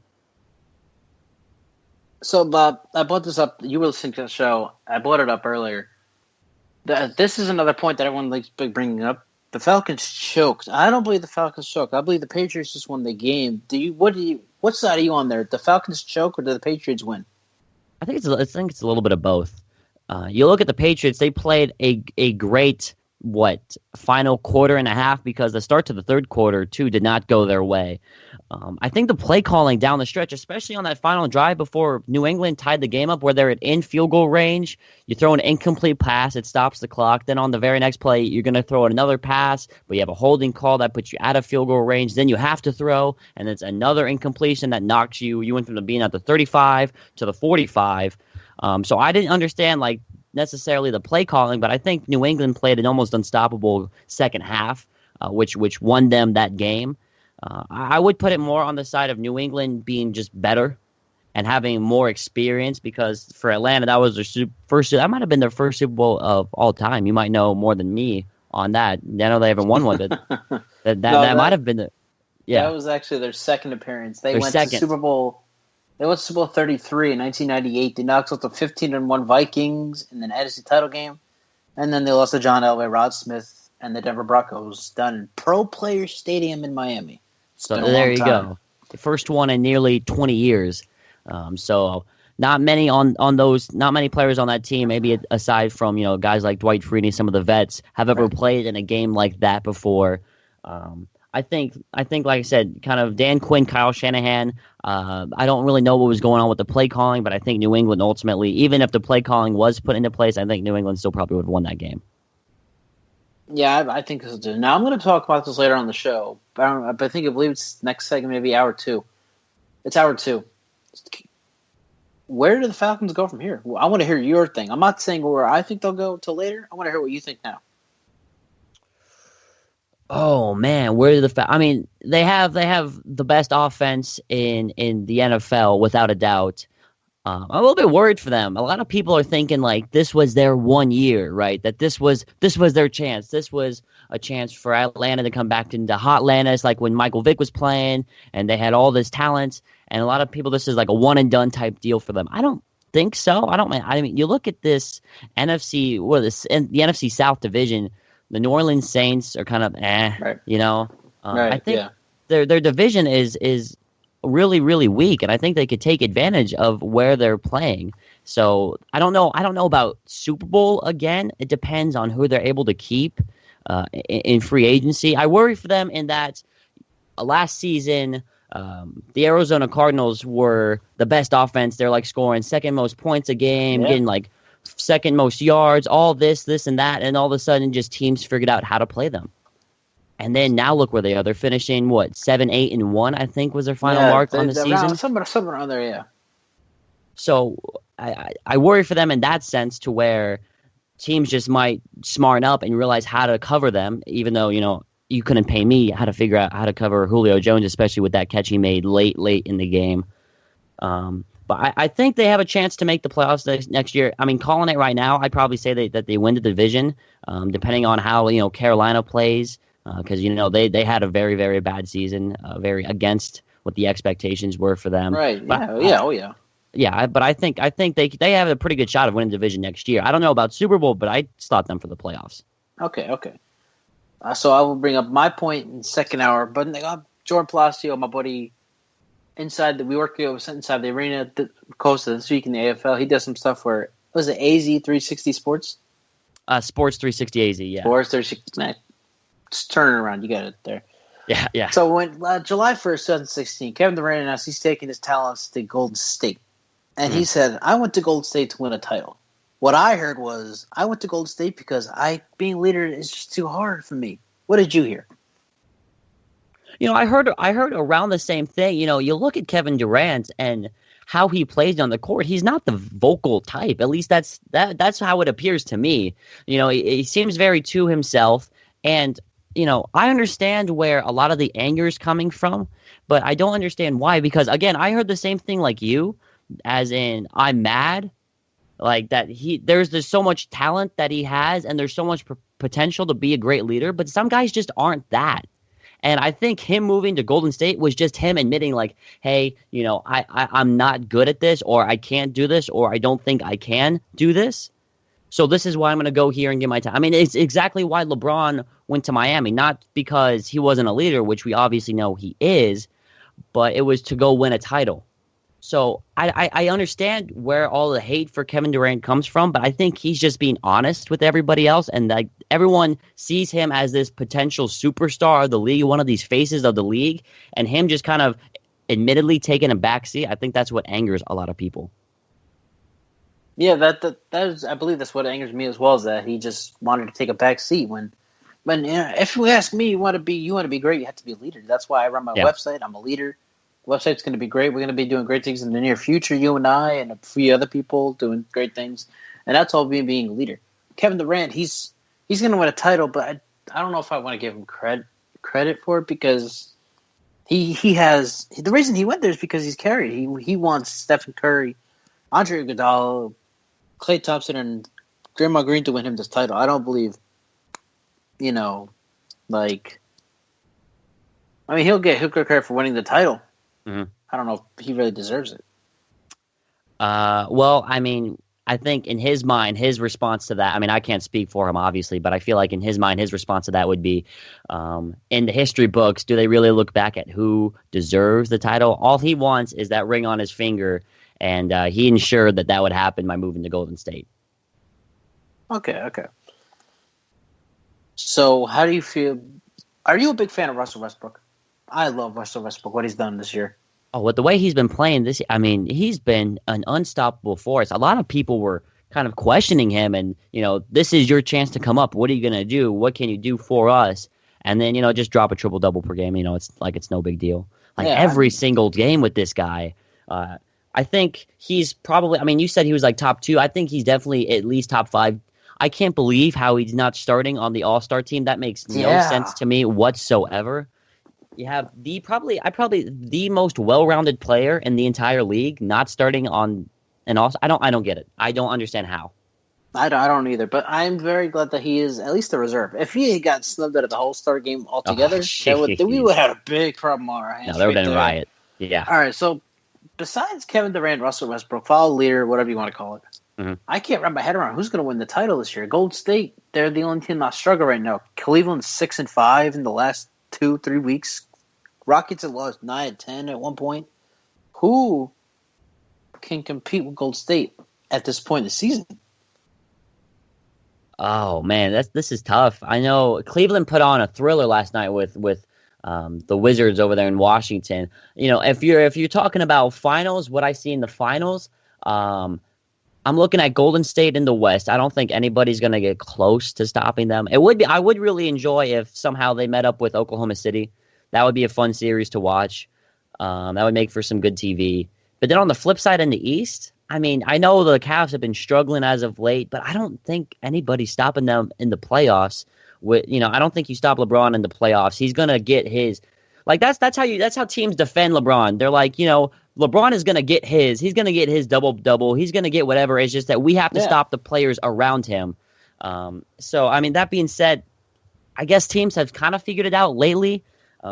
Stopping Kyrie, stopping Kevin Love, guys like that, that's a lot easier said than done. I mean, I think, what is this, the third year in a row now that we're going to get the Cavs and the Warriors in the finals? Because that's what I think it's going to be. Yeah, so I think that too. But right now, I just can't see Cleveland getting there. No, I mean, they haven't been playing well. But, you do have to remember we are at the start of February. We haven't even hit the All-Star break yet. So we still have home stretch of the season to go. And that's kind of like the Spurs mentality. Like they took the first half of the season on kind of cruise control. Then all of a sudden they crank that dial to 11. And then they get really, really good. I think it's kind of the same thing with the Cavs. That's a very, very good point right there. We have the All-Star break is, I believe, next week, sometime around this weekend or next weekend. So we have a lot of basketball yet to play. Yep. So let's go over to college football here. And I wasn't on my schedule to talk to you about college football, but let's go for it anyway. Alabama, they're Alabama. They believe they belong in the top 4. Ohio State, I guess. So are Clemson. They almost lost to Troy. And then they lost to Pitt in November. Washington got into the college football playoff, beating Idaho and Portland State. How did you react when you first saw the college football playoff top 4? Let's start with that.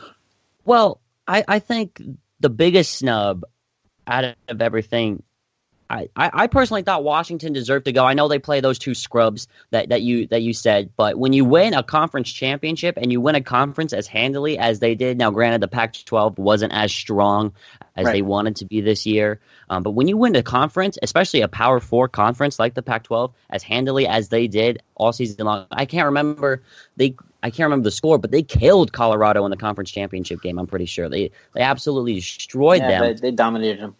Right. So when you have that, I think that alone got them in. Now, here's the thing. I think they should have done a little swap with Penn State and Ohio State. Because Penn State, they had one extra loss than Ohio State, but it was the conference championship game. And the year before, the committee was all for, the extra win got, I can't remember who it was, into the conference playoff game. But now because Penn State lost that conference championship game, now that all of a sudden they're out just because they made it, that didn't make any sense to me. No, if it was up to me, Penn State should have gone in. Yeah, what I think you mean is Penn State won the Big Ten championship game, but they got stopped. I'm with you there. They should have been in. They should have been in, absolutely. They beat Ohio State. They had the same schedule as Ohio State, same toughness as Ohio State. They should have won. The only thing that kept them out was that blow-off loss to Michigan and that 3-point loss to James Conner and Pitt. If they had beat Pitt at Heinz Field in Detroit early in the season, that Michigan loss would have meant nothing. And Penn State would have probably kept a closer game than Ohio State did with Clemson in the Fiesta Bowl. Yeah, I mean, I was at that Fiesta Bowl. That's right, you were in Glendale, and man, that was hard to watch, especially with so much hype. I mean, I went with a group of friends, and we tailgated. The game kicked off, I think, at around 5-6-ish our time. I think we were there since noon, building up all this hype in the world for this game. Yeah, major hype. We were watching the Washington-Alabama game. They brought a little TV in the back of their car, all this stuff. And then it was with a bunch of Ohio State fans, too, which added on to it. Oh, boy. Then all of a sudden, touchdown after touchdown after touchdown after touchdown. And all of a sudden, it's 31-0. It's like, uh-oh. Did you leave the game early or did you stay the whole game? If it was now,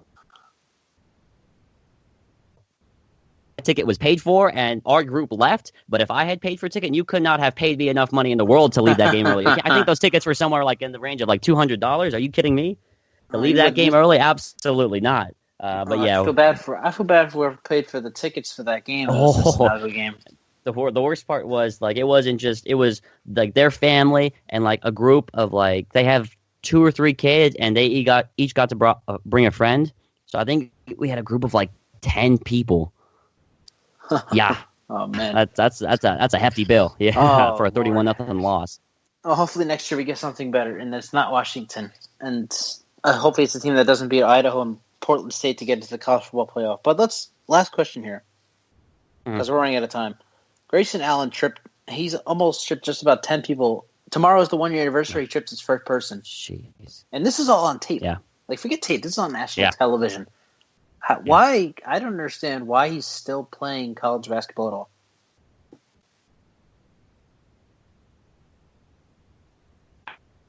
At this point, because Grace, I think it was a couple months ago, right? Duke say, "Oh, we're definitely game," and then, "Oh, he's back." What are you talking about? He's back. He's done this time after time after time. Before you said 10 people, I had honestly lost track. It seems like he's doing it every other game. I don't know what it's going to take for them to realize, hey, this guy, we have to punish him.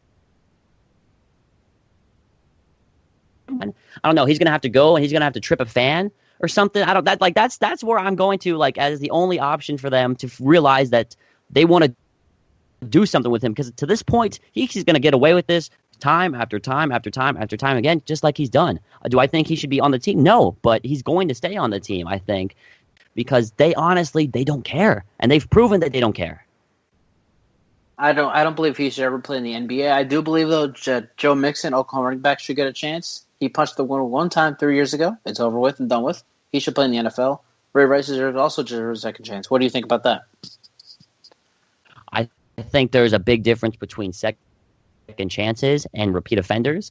Ray Rice, I don't know. He hasn't played in the league for a long time now. Right. I don't know if he still has the talent to play. But I think he should have gotten a second chance. I would have been all for. I think at one point he said, if a team signs me, I'm going to donate my entire salary like domestic abuse or something like that, to a fund to like help stop it, help try and prevent it. I think that no one wants the bad PR. And I think that's kind of the thing with Grayson Allen now, that if anybody does draft him, they get that reputation. And then if he translates that into the pro basketball game, then whoever drafts him is looking up like a really, really bad thing with him, with him tripping everybody. You're absolutely right. All right, Joran Palacio. Hey, good talking to you, man. Yeah, thanks for having me on. Hope to be on soon. Oh, we'll have you back on it again soon.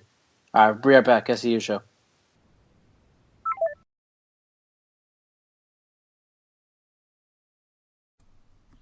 Would Flexio be a better option at your flex position? Do you need a sham wow to clean up the mess you make after your quarterback throws another interception? Then we have the solution for you. I'm Randy Isbell. And I'm Mike Mitchell, and we're here to clean up your fantasy mess with more power than OxyClean. Check out the Fantasy Football to the Max podcast every Monday and Thursday at W2Mnet.com. Hello to all you Arena League football fans out there. I want to personally welcome you to join us, AFL Fan Zone, every Tuesday night at 8:30 p.m. Eastern Time for a weekly recap of all things AFL. You got stuff to do on the weekends, which means you probably don't have time to sit down and watch every single game every week. That's where AFL Fan Zone comes in. Not only do we break down the week, but we provide you with everything you need to stay up to date with the AFL, including Players of the Week, Power Rankings, and the weekly standings. Best part is, the recap is fully interactive between the viewers and the host. Just search AFL Fan Zone on YouTube and you can find all of our archived videos, including game previews, recaps, and weekly updates. You can also find us on Facebook, Twitter, and at our website at www.aflfanzone.com. AFL Fan Zone, your internet home for the best AFL fans. Hi, I'm Donovan James, and welcome to the Don James High School Football Report, everybody, where we discuss and debate the hottest prep and college football recruiting topics in the country every week. Only here on NGSC Sports, 9:30 Eastern. For more, follow me on Twitter at Don James Sports. It's game time, boys, and we know football. Football the Max is the podcast for you if you want in-depth analysis over the NFL and college football. We preview all the action coming your way over the weekend. And we break down all the big action after it's happened. Plus, we tackle all the big news topics and discuss everything when it comes to the gridiron. So come check out Football to the Max every Tuesday morning and Friday morning on the W2M network. Are you an arena football fan looking for the latest news involving your team? Inside the Arena has you covered. Check us out for the latest news around both the Arena Football League and the Chinese Arena Football League. Read all of our stellar articles at InsideTheArena.org. Also, follow us on Twitter at Inside_Arena and like us on Facebook at Facebook.com/InsideTheArena. The following podcast is a W2M Network partnership production. Visit W2Mnet.com for all of our other great podcasts, plus news, reviews, articles, and opinions from the worlds of wrestling, video games, football, and entertainment. All right, welcome back. Joran Palacio, great guy. Love him. If you listen to this show right now and you just heard that, you know that is what me and my colleagues call fire. Straight fire. Because that was awesome. Thank you again, Joran Palacio, for joining us. We'll have you on again sometime next month. Again, once a month we'll have Joran on because we love him a lot. And I asked Jordan if he thought the Falcons would return to the playoffs, or what was next for them. I asked him what was next for them. He said they'll win the division, but he doesn't know if they're going to make the playoffs next year. I'll talk about that. Start off hour 3, as well as Aaron Rodgers. But right now we're talking about something else. It's related to the Falcons, but it's not. It's not their future. It's what they did. It's their past. So let's just go with everyone. What everyone's saying that the Falcons choked. It was pretty bad. I mean, if you look at the big picture, the Falcons blew a 25-point lead, 19-point fourth quarter lead in the Super Bowl. That's bad. Was it a choke? No, because the Falcons never played very bad besides one turnover when Dante Hightower hit Matt Ryan the ball went flying in the air, and the Patriots recovered the fumble. That was it. That was the only bad thing the Falcons did in that game, besides probably that 4th down 33 thing where they got themselves into. But other than that, it wasn't that bad. It wasn't the worst, at least. You know what was the worst? And I wish I could bring my buddy Eric Watkins on for this, because when I did my former podcast, SCU Show, we talked about that. We talked about, and if he's listening, he knows what I'm talking about. The Golden State Warriors had a 3-1 lead. The Game 5 was at home, and I told my former co-host, there is no way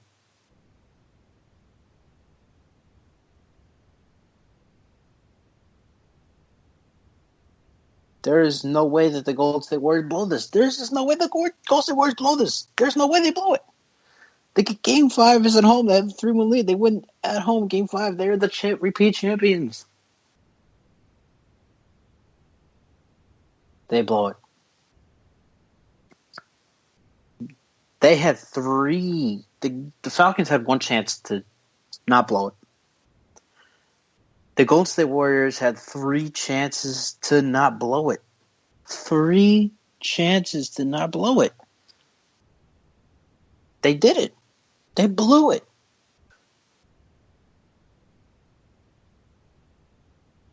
They blew it. They blew a 3-1 lead. And the worst part of it is that Game 5 was at home.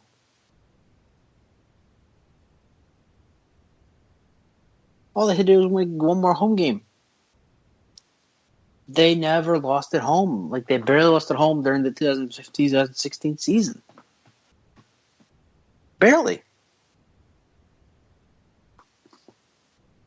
Then they go to Cleveland. They get dominated in Game 6.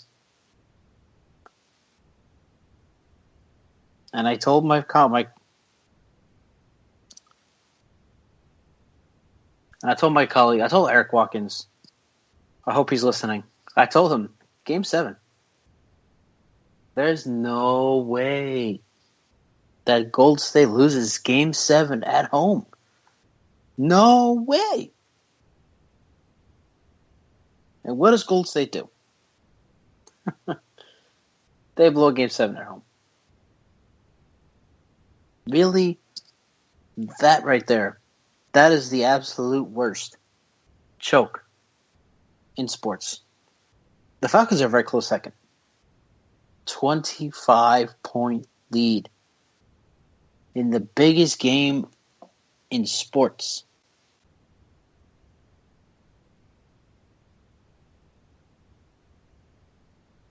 Biggest game in sports. 25-point lead. 19-point fourth quarter lead. Blown. But nothing beats Golden State's 31 lead. Game 5 at home. Nothing beats that. Absolutely nothing beats that. Now, there's another thing that people like to say, oh, but what about this? And that's the Indians blowing a 3-1 lead. If I'm not mistaken, Games 5 and 6 were on the road. 5 and 6. Games 5 and 6 are at Wrigley Field. Wrigley Field is a very hard place to win. Especially in 2016. Cubs were unstoppable at Wrigley. Now, everyone likes to say, oh, it's so hard to win in sports. Yeah, it is. Very hard to win in sports. But can you imagine how much harder it is to win on the road in an atmosphere like that? Can you imagine how hard it is? I mean, come on. The Cubs won Game 7 in Cleveland. It took 10 innings. Game-tying home run, bottom of the ninth, for the Indians. That's how tough it was for the Cubs to win on the road, to win the title, first title in 108 years. So, yeah, the Indians had 3 chances. 2 of those were on the road. And it's much tougher to win on the road than it is at home. Much tougher. That's why I didn't think Gold State. I thought Gold State might have lost in Game 6 on the road in Cleveland. That's the only reason why. Because it was on the road. If Gold State had games 5, 6, and 7 at home, I would have told Eric Watkins every game, they need to win this. They're going to win this game. Each game. For Game 5, they're going to win. Game 6, they're going to win.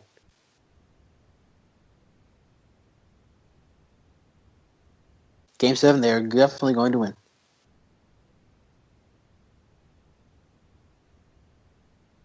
They should have won. 73-9. Best team in NBA history. Better than the Michael Jordan team. And you blow a 3-1 lead with Game 5 at home. That's the biggest choke.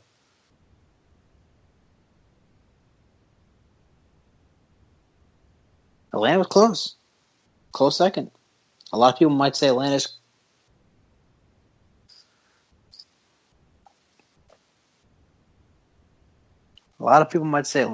choke was bigger than Gold State's. I don't believe so.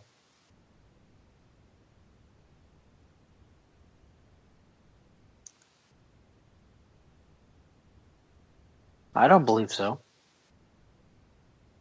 You have 3 chances to win the title. 3. 2 are at home. You can't blow it. You're the best team.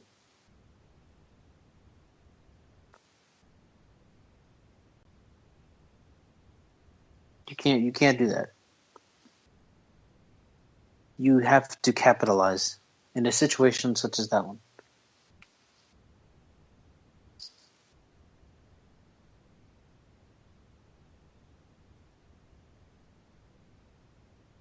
And even today, my buddy Eric Watkins always tells me about how wrong I was on the Golden State Warriors and then winning the title back-to-back times.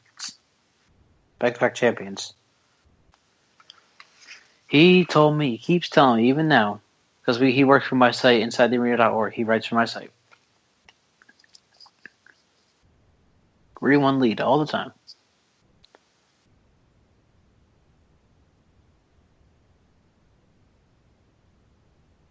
And another colleague of mine, Bill from Long Island, that's how he goes. What he goes by, he has his own show. Common Sense, Monday through Friday, 1:30 to 2 on South Beach Times Radio. I believe it was today or yesterday. He was on another show. He said Atlanta was the saddest sports town in America. He's right. No, he's not right. I'm sorry. He's close. Atlanta has 1 title. And that came, by the way, at the Atlanta Braves. I believe it was 1996. Maybe not even then. I believe the Yankees beat the Braves in 1996. Could be wrong on that. There is no worse sports town than the city of San Diego. And I'm not saying that because they lost their Chargers. Chargers had a lot of success in the city of San Diego. 1980, they went to the AFC Championship game.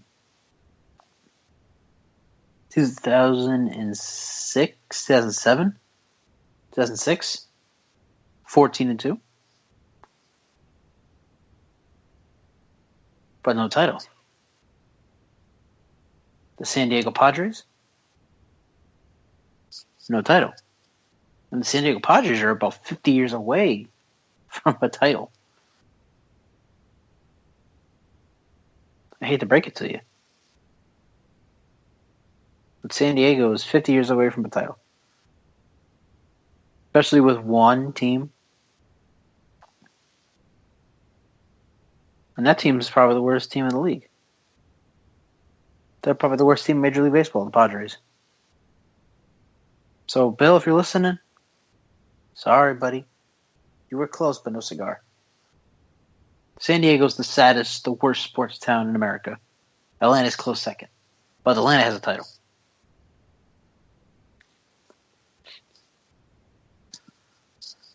So again, it's good to have you in. Hour 2 almost done here. Hour 3 coming up here on the SCU Show. I'm your host, SCU. Hope you've enjoyed the first episode. I have enjoyed talking to you about your sports. Apologize for any background noise you might hear. I won't explain any of that because it's unexplainable. Give me a follow on Twitter at RegFanatic2. The show at the SCU Show.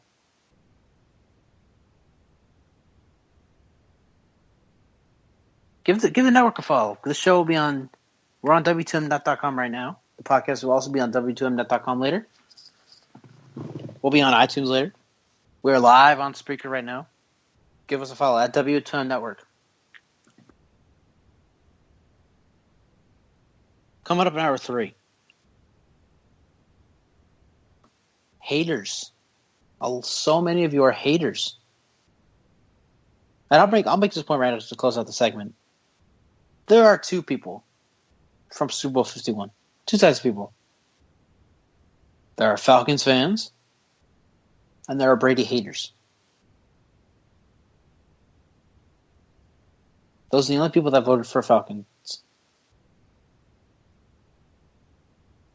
I, for one, I don't. The Flakegate, I feel, is really dumb. Like, it's stupid.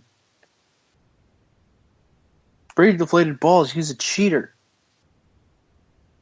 The Colts still lost that game by 38 points. Enough already. Enough. Done. That's it. No more. Kaput. It's over. Brady's the GOAT. Whether you hate him or not, he is the GOAT.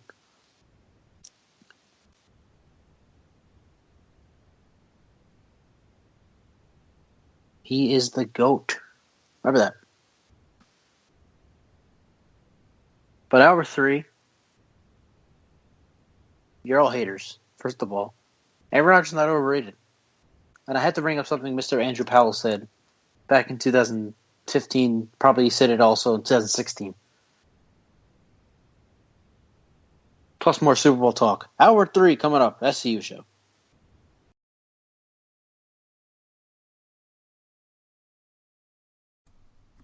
Would Flex Seal be a better option at your flex position? Do you need a sham wow to clean up the mess you make after your quarterback throws another interception?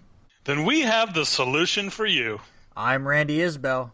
And I'm Mike Mitchell, and we're here to clean up your fantasy mess with more power than OxyClean. Check out the Fantasy Football to the Max podcast every Monday and Thursday at W2Mnet.com. Hello to all you Arena League football fans out there. I want to personally welcome you to join us, AFL Fan Zone, every Tuesday night at 8:30 p.m. Eastern Time for a weekly recap of all things AFL. You got stuff to do on the weekends, which means you probably don't have time to sit down and watch every single game every week. That's where AFL Fan Zone comes in. Not only do we break down the week, but we provide you with everything you need to stay up to date with the AFL, including Players of the Week, Power Rankings, and the weekly standings. Best part is, the recap is fully interactive between the viewers and the host. Just search AFL Fan Zone on YouTube and you can find all of our archived videos, including game previews, recaps, and weekly updates. You can also find us on Facebook, Twitter, and at our website at www.aflfanzone.com. AFL Fan Zone, your internet home for the best AFL fans. Hi, I'm Donovan James, and welcome to the Don James High School Football Report, everybody, where we discuss and debate the hottest prep and college football recruiting topics in the country every week. Only here on NGSC Sports, 9:30 Eastern. For more, follow me on Twitter at Don James Sports.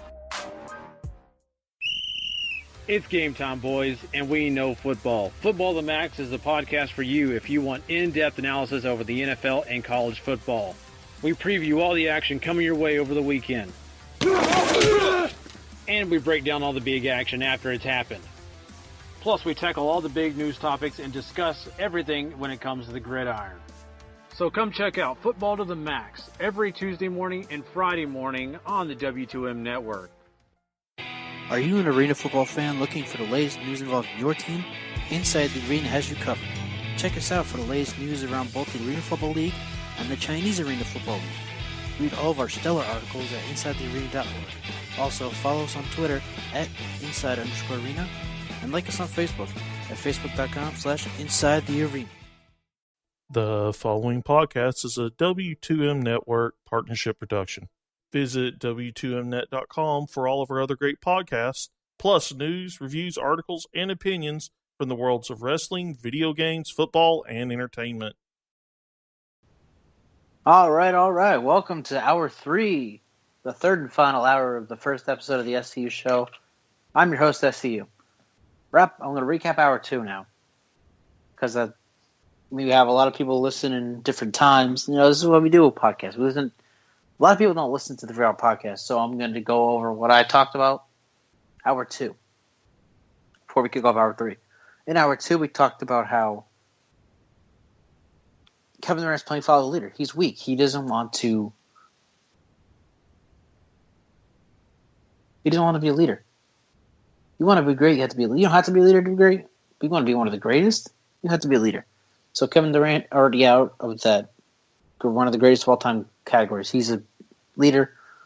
And when he saw Golden State, when he said he was going to Golden State to win a title, what he said was, I'm going to Golden State because being a leader is too hard for me. Meanwhile, Russell Westbrook has been doing the same thing for almost going on 2 years now. Kevin Durant broke his foot in February. It was either last year or 2015. And Russell Westbrook led the team not even a game, like half a game, out of the last seed in the Western Conference. I remember the night too. I remember the night it happened. The Thunder beat the Memphis Grizzlies, and all they needed was the New Orleans Pelicans to beat the San Antonio Spurs. But the Spurs lost. No, they needed the Spurs to beat the Pelicans, and the Pelicans beat the Spurs.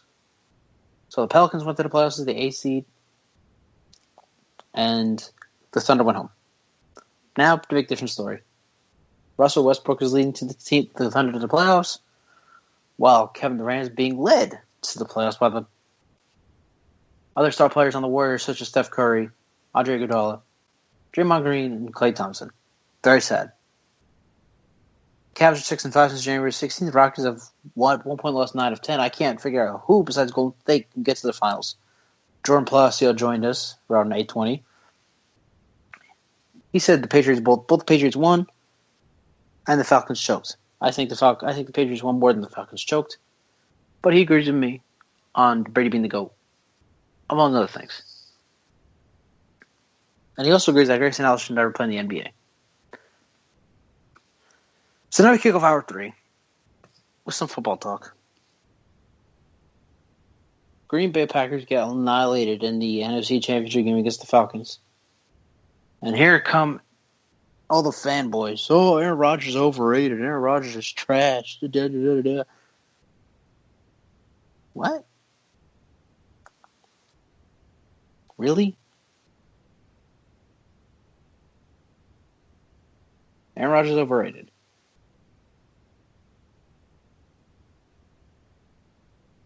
Aaron Rodgers could be a 3-time champion in 2017.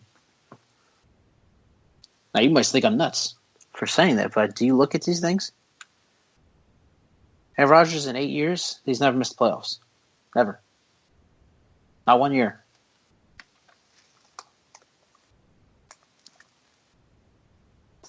He's reached the NFC title game 3 times. 3 times. 2010, 2015, 2014, 2017 season, 2013 season, and then this past season. He reached the NFC title game. I think only Brady, Ben are the 2 other active quarterbacks that made the championship game that many times.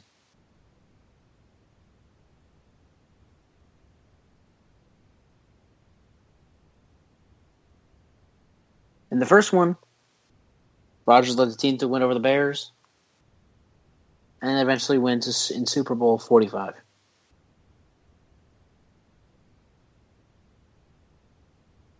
2014, Brandon Bostic recovers an onside kick. The Packers are going to the Super Bowl, possibly beating the Patriots in Arizona. No. Possibly beating the Broncos in MetLife. Wait, no.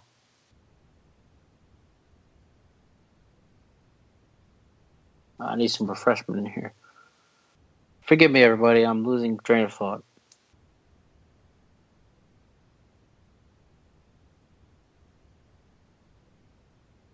I do believe it was 2015, so they were going back to Arizona. Yes, Packers could have beat the Patriots in Arizona. 2 titles for Aaron Rodgers. And in this past year, there was no defense for the Packers. They have no defense. That's why they lost to Atlanta. Had nothing to do with Rodgers. Nothing. If Aaron Rodgers was so bad, why did he throw 318 yards against his Falcons defense? That's not pretty bad. That defense is why Aaron Rodgers and the Packers didn't go back to the Super Bowl.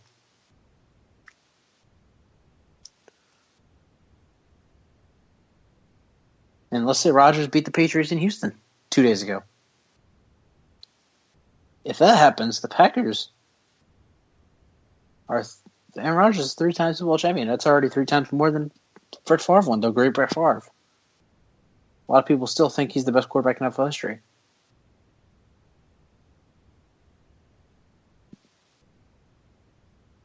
I don't think so.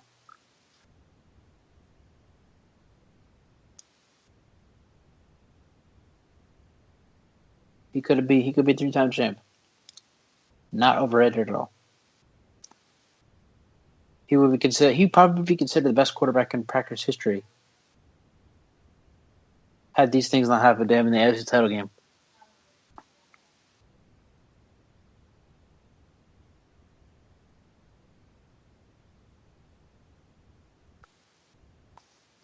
So let's stop all this talk about Aaron Rodgers being overrated. He's not overrated at all. Defense didn't show up against Atlanta. Brandon Bostic had Butterfingers against Seattle, and he won a Super Bowl beating the Bears and the Steelers in 2011.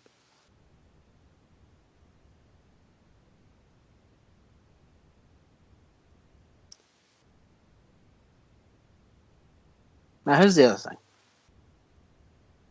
And I asked Jordan what he thought the Falcons' future would be.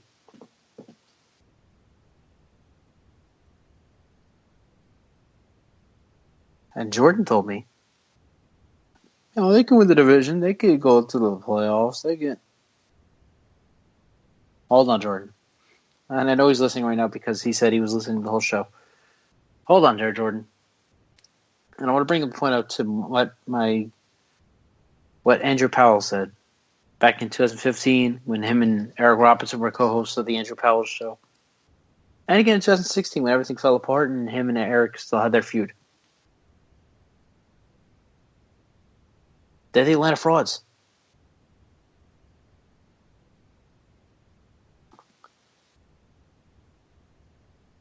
This team is a bunch of frauds. Oh, but you just gave total credit to Matt Ryan. Yeah, Matt Ryan had a great season.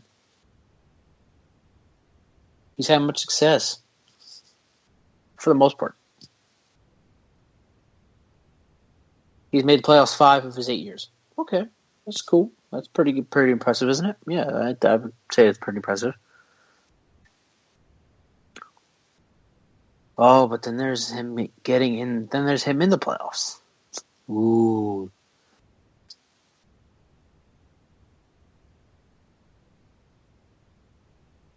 In 2008, they were 1 and done. 2010, they were the number 1 seed, 13-3. They're going to Dallas for Super Bowl 45. Oh, here come the mighty, mighty Packers.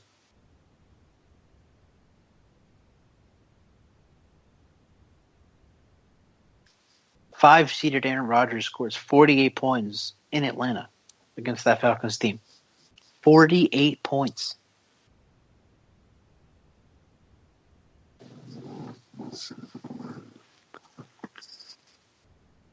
The following year, they go to the playoffs.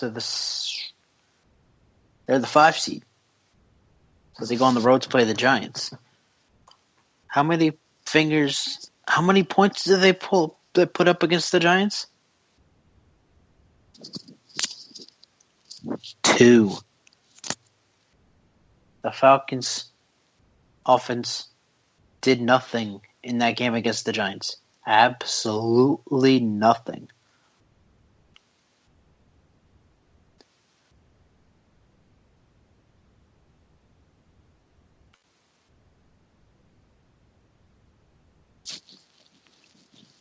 The following year, 1 seed again. They're the 1 seed.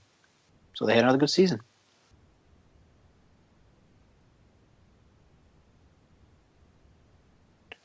They get to the title game. Well, maybe this is their year. They're going to get to the Super Bowl. They're up 17-0.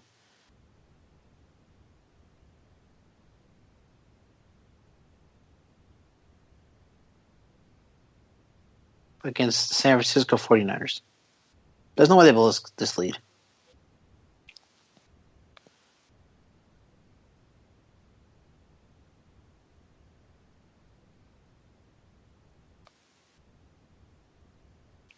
But what do? They blow the lead.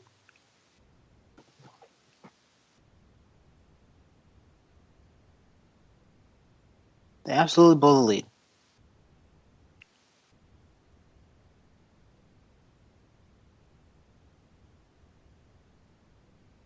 So the Falcons could have all this great regular season success they want, but they cannot finish.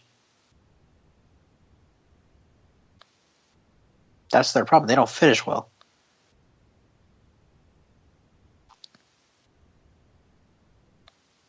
Oh, but those years they had Mike Smith and they were... All right, you want to talk about that? What about last year? Dan Quinn just loses the Super Bowl because Pete Carroll couldn't rush Marshawn Lynch on the 1 yard line.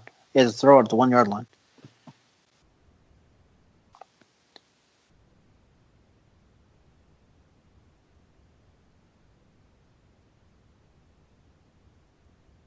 Now he's the head coach of the Atlanta Falcons. So that Falcons defense is going to be awesome. They have Matt Ryan at the quarterback. And through the first couple games, the first 3 games, 4 games, they're fine. By week 7, they're 6-0. No, they're 5-1.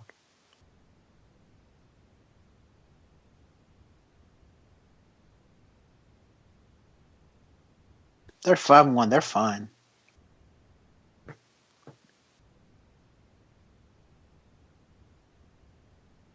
They'll be fine. They're going to win the division. They're going to go to the playoffs. Set it up. They go from 5-1 to 8-8. No playoffs. That was the real Falcons choke. Forget about Super Bowl 51. Real Falcons choke came in the 2015 season. Fit started 5-1, missed the playoffs all together. That's a choke.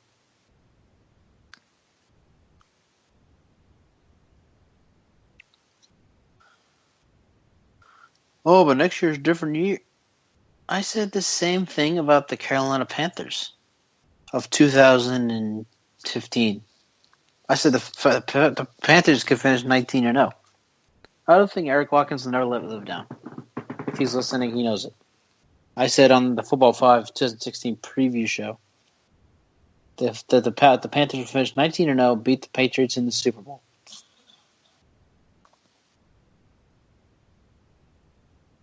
Look what happened.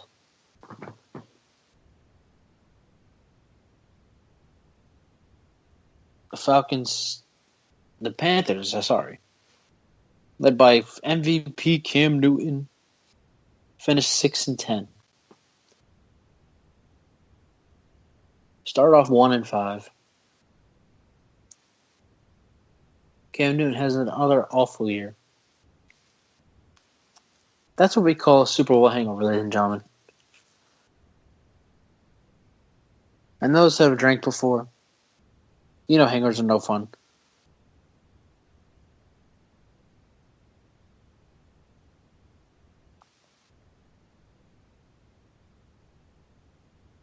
Watching the Panthers last season was no fun.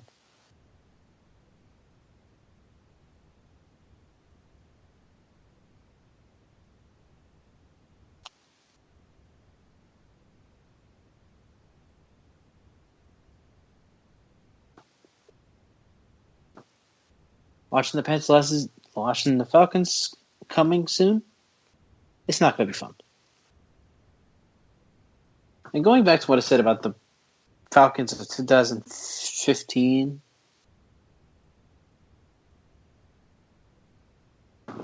that season they finished starting 5-1. Julio Jones, Matt Ryan, they were on fire.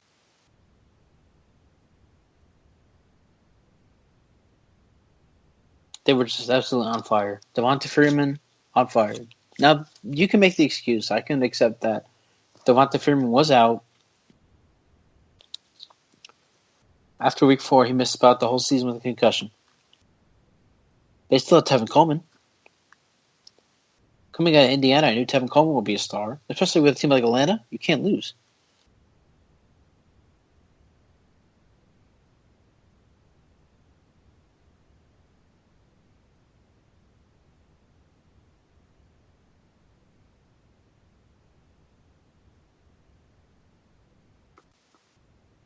Unfortunately, after week 7,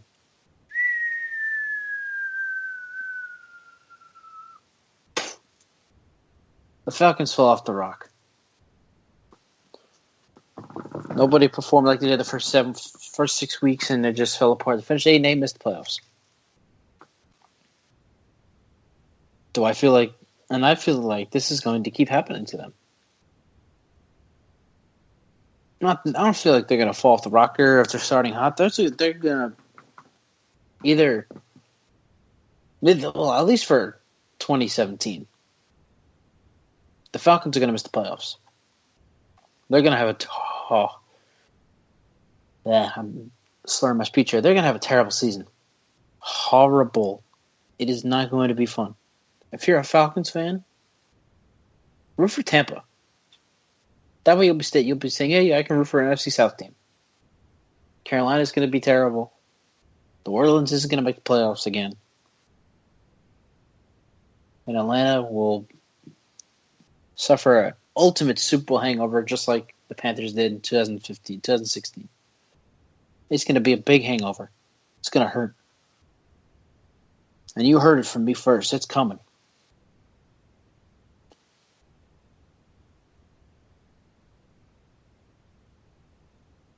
Now, you make it better in 2018, but 2017 will not be the Falcons' year. Root for Tampa. They're the only team that can win the South.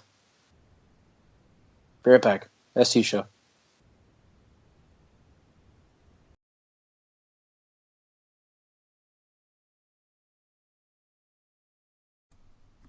Would Flex CO be a better option at your flex position? Do you need a sham wow to clean up the mess you make after your quarterback throws another interception? Then we have the solution for you. I'm Randy Isbell. And I'm Mike Mitchell, and we're here to clean up your fantasy mess with more power than OxyClean. Check out the Fantasy Football to the Max podcast every Monday and Thursday at W2Mnet.com. Hello to all you Arena League football fans out there. I want to personally welcome you to join us, AFL Fan Zone, every Tuesday night at 8:30 p.m. Eastern Time for a weekly recap of all things AFL. You got stuff to do on the weekends, which means you probably don't have time to sit down and watch every single game every week. That's where AFL Fan Zone comes in. Not only do we break down the week, but we provide you with everything you need to stay up to date with the AFL, including Players of the Week, Power Rankings, and the weekly standings. Best part is, the recap is fully interactive between the viewers and the host. Just search AFL Fan Zone on YouTube and you can find all of our archived videos, including game previews, recaps, and weekly updates. You can also find us on Facebook, Twitter, and at our website at www.aflfanzone.com. AFL Fan Zone, your internet home for the best AFL fans. Hi, I'm Donovan James, and welcome to the Don James High School Football Report, everybody, where we discuss and debate the hottest prep and college football recruiting topics in the country every week. Only here on NGSC Sports, 9:30 Eastern. For more, follow me on Twitter at Don James Sports. It's game time, boys, and we know football. Football the Max is the podcast for you if you want in-depth analysis over the NFL and college football. We preview all the action coming your way over the weekend. And we break down all the big action after it's happened. Plus, we tackle all the big news topics and discuss everything when it comes to the gridiron. So come check out Football to the Max every Tuesday morning and Friday morning on the W2M network. Are you an arena football fan looking for the latest news involving your team? Inside the Arena has you covered. Check us out for the latest news around both the Arena Football League and the Chinese Arena Football League. Read all of our stellar articles at InsideTheArena.org. Also, follow us on Twitter at Inside_Arena and like us on Facebook at Facebook.com/InsideTheArena. The following podcast is a W2M Network partnership production. Visit W2Mnet.com for all of our other great podcasts, plus news, reviews, articles, and opinions from the worlds of wrestling, video games, football, and entertainment. Welcome back. So we were talking about Grayson Allen, how he's a dirty player. He doesn't deserve to be playing basketball anymore. And again, I hope Joran agrees with me, Joran Palacio agrees with me. I hope that Coach K does something about this. So somebody does something about the NCAA, Duke Athletic Department, somebody do something about this because it's getting out of hand. So I'm not a big college basketball guy, not at all. I'm all about football. I just got into basketball last year, 2 years ago, and I'm still learning about basketball somewhat, but I never got into college basketball. But apparently there's no real teams that can actually win the title this year. It's kind of like the NBA. Nobody knows who's going to win the title this year. Nobody knows. North Carolina, Duke struggling, Kentucky struggling, Kansas lost their first home game in 2 years. They're struggling. Villanova struggling with Virginia last weekend. Who knows what happens with Gonzaga? Gonzaga is ranked number 1, but who knows what's going to happen with them, too? Because, everybody's getting knocked off.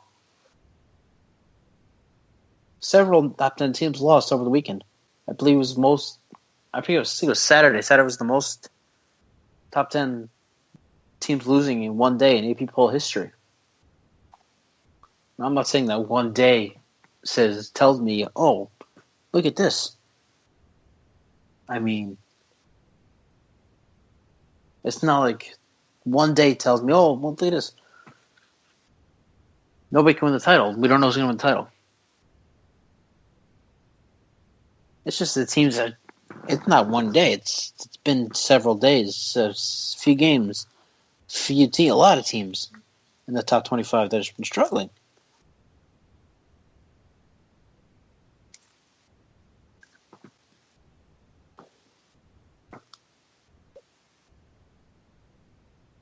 So we just don't know. We really don't know who's going to win the title. What we can hope for is what we saw last year. Chris Jenkins of Villanova knocking down the 3, buzzer beater to win the national title. That's what we can hope for. Will it happen? Probably not. We don't know what's going to happen. I certainly don't know. Now I'm also hearing that the March Madness begins in February. I thought this was March Madness, not February Madness. I understand it ends in April, but that's just one game in April. Other than that, it's supposed to be entirely in March. So I'm not really for things starting to happen in February.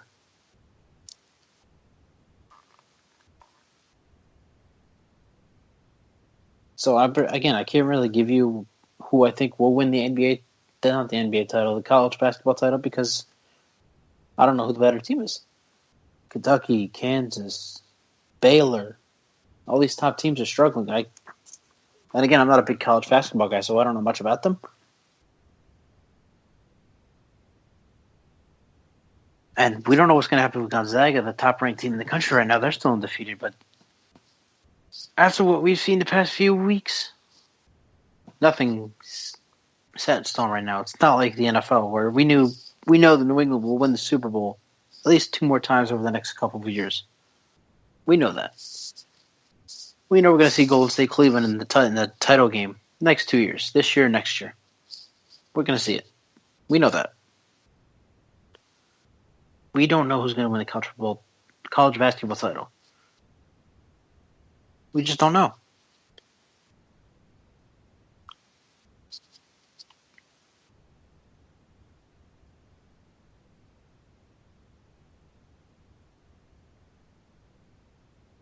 It's going to be very interesting, though. It's March Madness for a reason, obviously. I mean, 3 seeds get knocked off in the first round. Wow. You got to love sports. That's one reason to love sports. You just never know what's going to happen. Sports is just so great.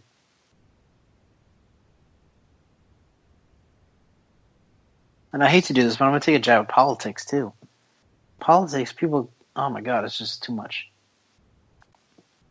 Oh, this is going to ruin us, and this is going to destroy our lives, and this is going to people are going to want it dead. I'm sorry. But people worry too much about that stuff. You're still going to your work. You're still going to your job. You're still making the same money. You still got your family. You still got your friends. You still got your kids. You still got your wife. So enough with the politics. That's why I stick to sports. Sports are all exciting. No matter what happens with this world, sports is still going to be there. They could be the same way. Maybe a few rules will change. But everything still will be the same. So stop worrying.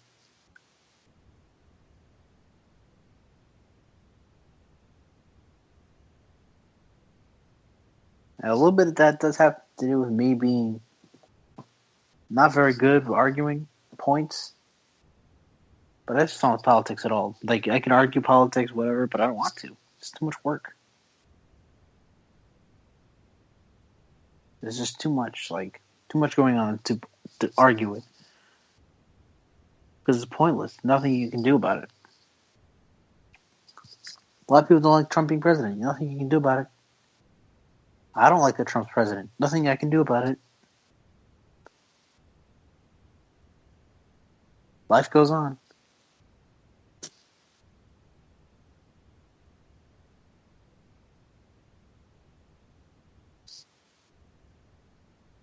So don't worry about anything.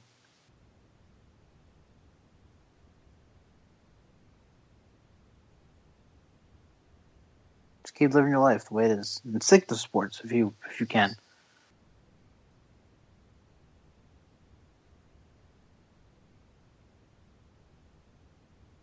All right, we're gonna wrap the show up next. SCU Show.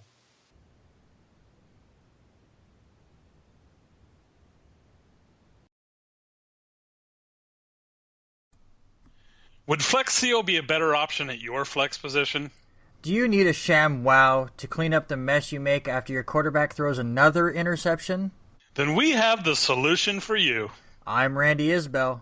And I'm Mike Mitchell, and we're here to clean up your fantasy mess with more power than OxyClean. Check out the Fantasy Football to the Max podcast every Monday and Thursday at W2Mnet.com.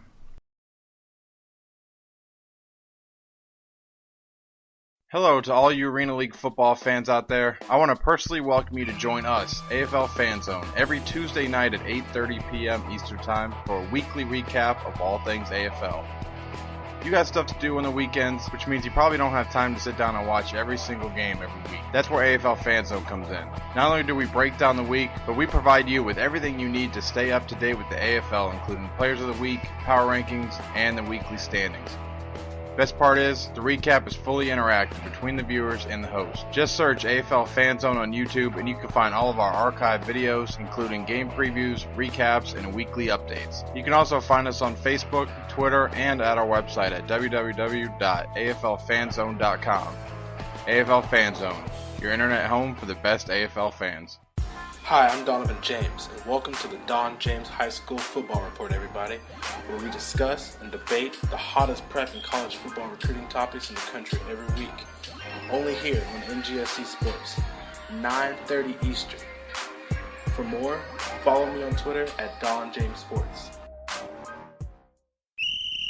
It's game time, boys, and we know football. Football to the Max is the podcast for you if you want in-depth analysis over the NFL and college football. We preview all the action coming your way over the weekend. And we break down all the big action after it's happened. Plus, we tackle all the big news topics and discuss everything when it comes to the gridiron.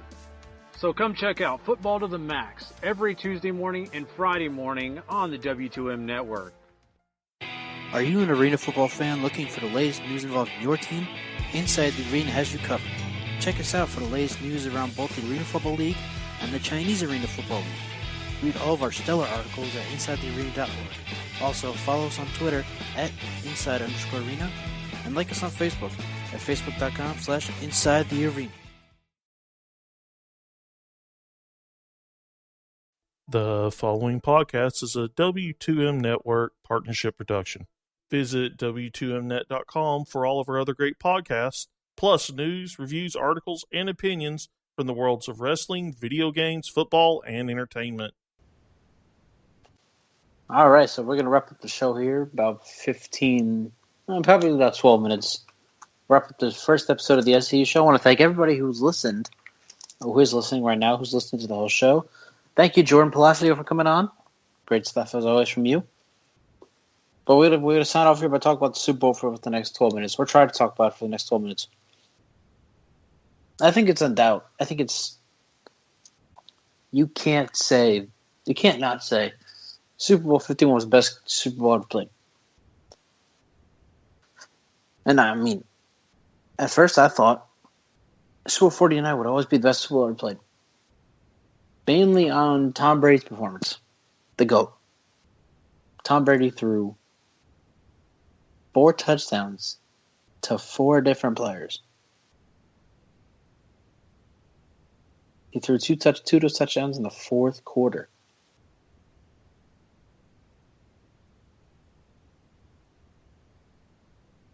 Led the team from down 10 in the fourth quarter.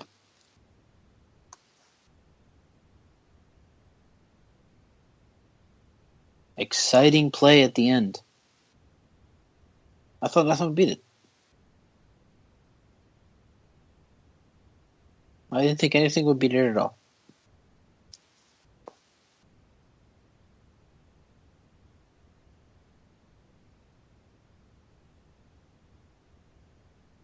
And then we get Super Bowl 51. And of course, at first, it looked like this was going to be a really bad Super Bowl. I was ready to go to bed because I had work the next morning. I was ready to go to bed after halftime. But as Chris Berman says, or said now that he's retired, that's why you play the game. Even to start off the second half, Patriots get a stop on defense. Okay. Maybe they'll have something going here. Then they screwed up on the next drive and don't do anything.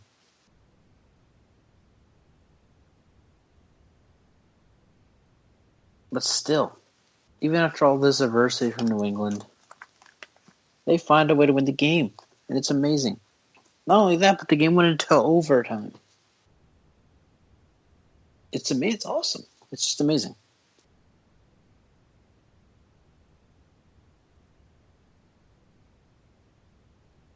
And I do not think that Brady should win the MVP, but I think we already knew if the Patriots had won, Tom Brady would win MVP no matter what.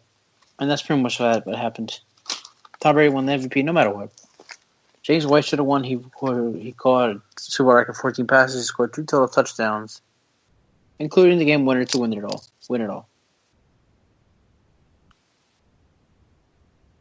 He should have won it.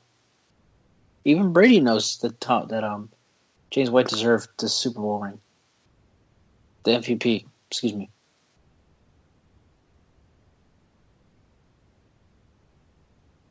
Even Brady knows it.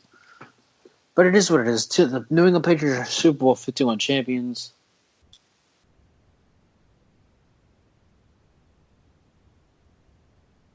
Patriots Super Bowl champions. Tom Brady MVP. He's won his 5th. He's now the GOAT.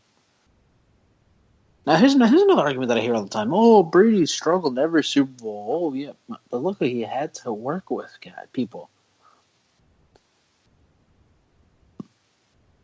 Look what he had to work with. He didn't have Gronk. He had Martellus Bennett, who's probably a bigger diva than he is a great player. And he'll probably be released by New England before training camp begins in July. Or is it August? Whatever. I think it's pretty sure it's July. I'm pretty sure Bennett will get released before training camp begins.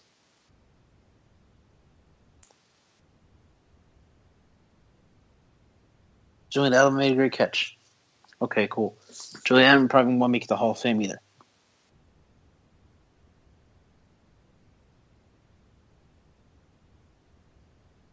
James White doesn't make the Hall of Fame. James White will always remember for his Super Bowl performance, but he won't make the Hall of Fame. It'd kind of be like John Reagan. But John Reagan may make the Hall of Fame. I'm not sure about him. Joe Montana had Jerry Rice. He had Ronnie Lott. He had Roger Craig.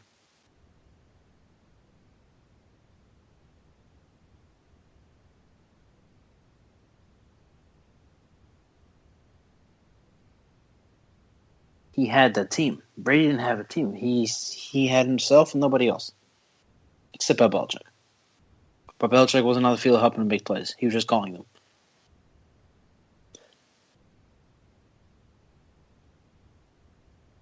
So while Brady struggled in all his Super Bowls, you can't blame the guy. He has nothing to work with.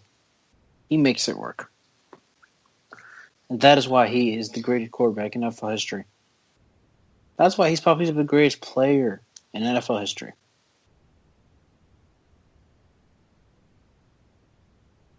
Congratulations to the New England Patriots. You are Super Bowl 51 champions.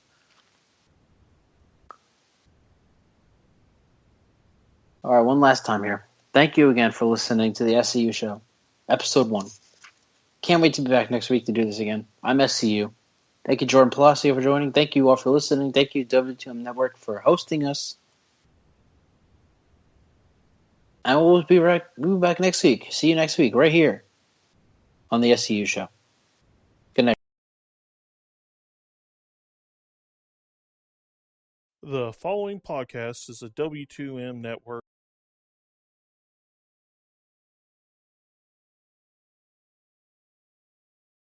The following podcast is a W2M Network partnership production.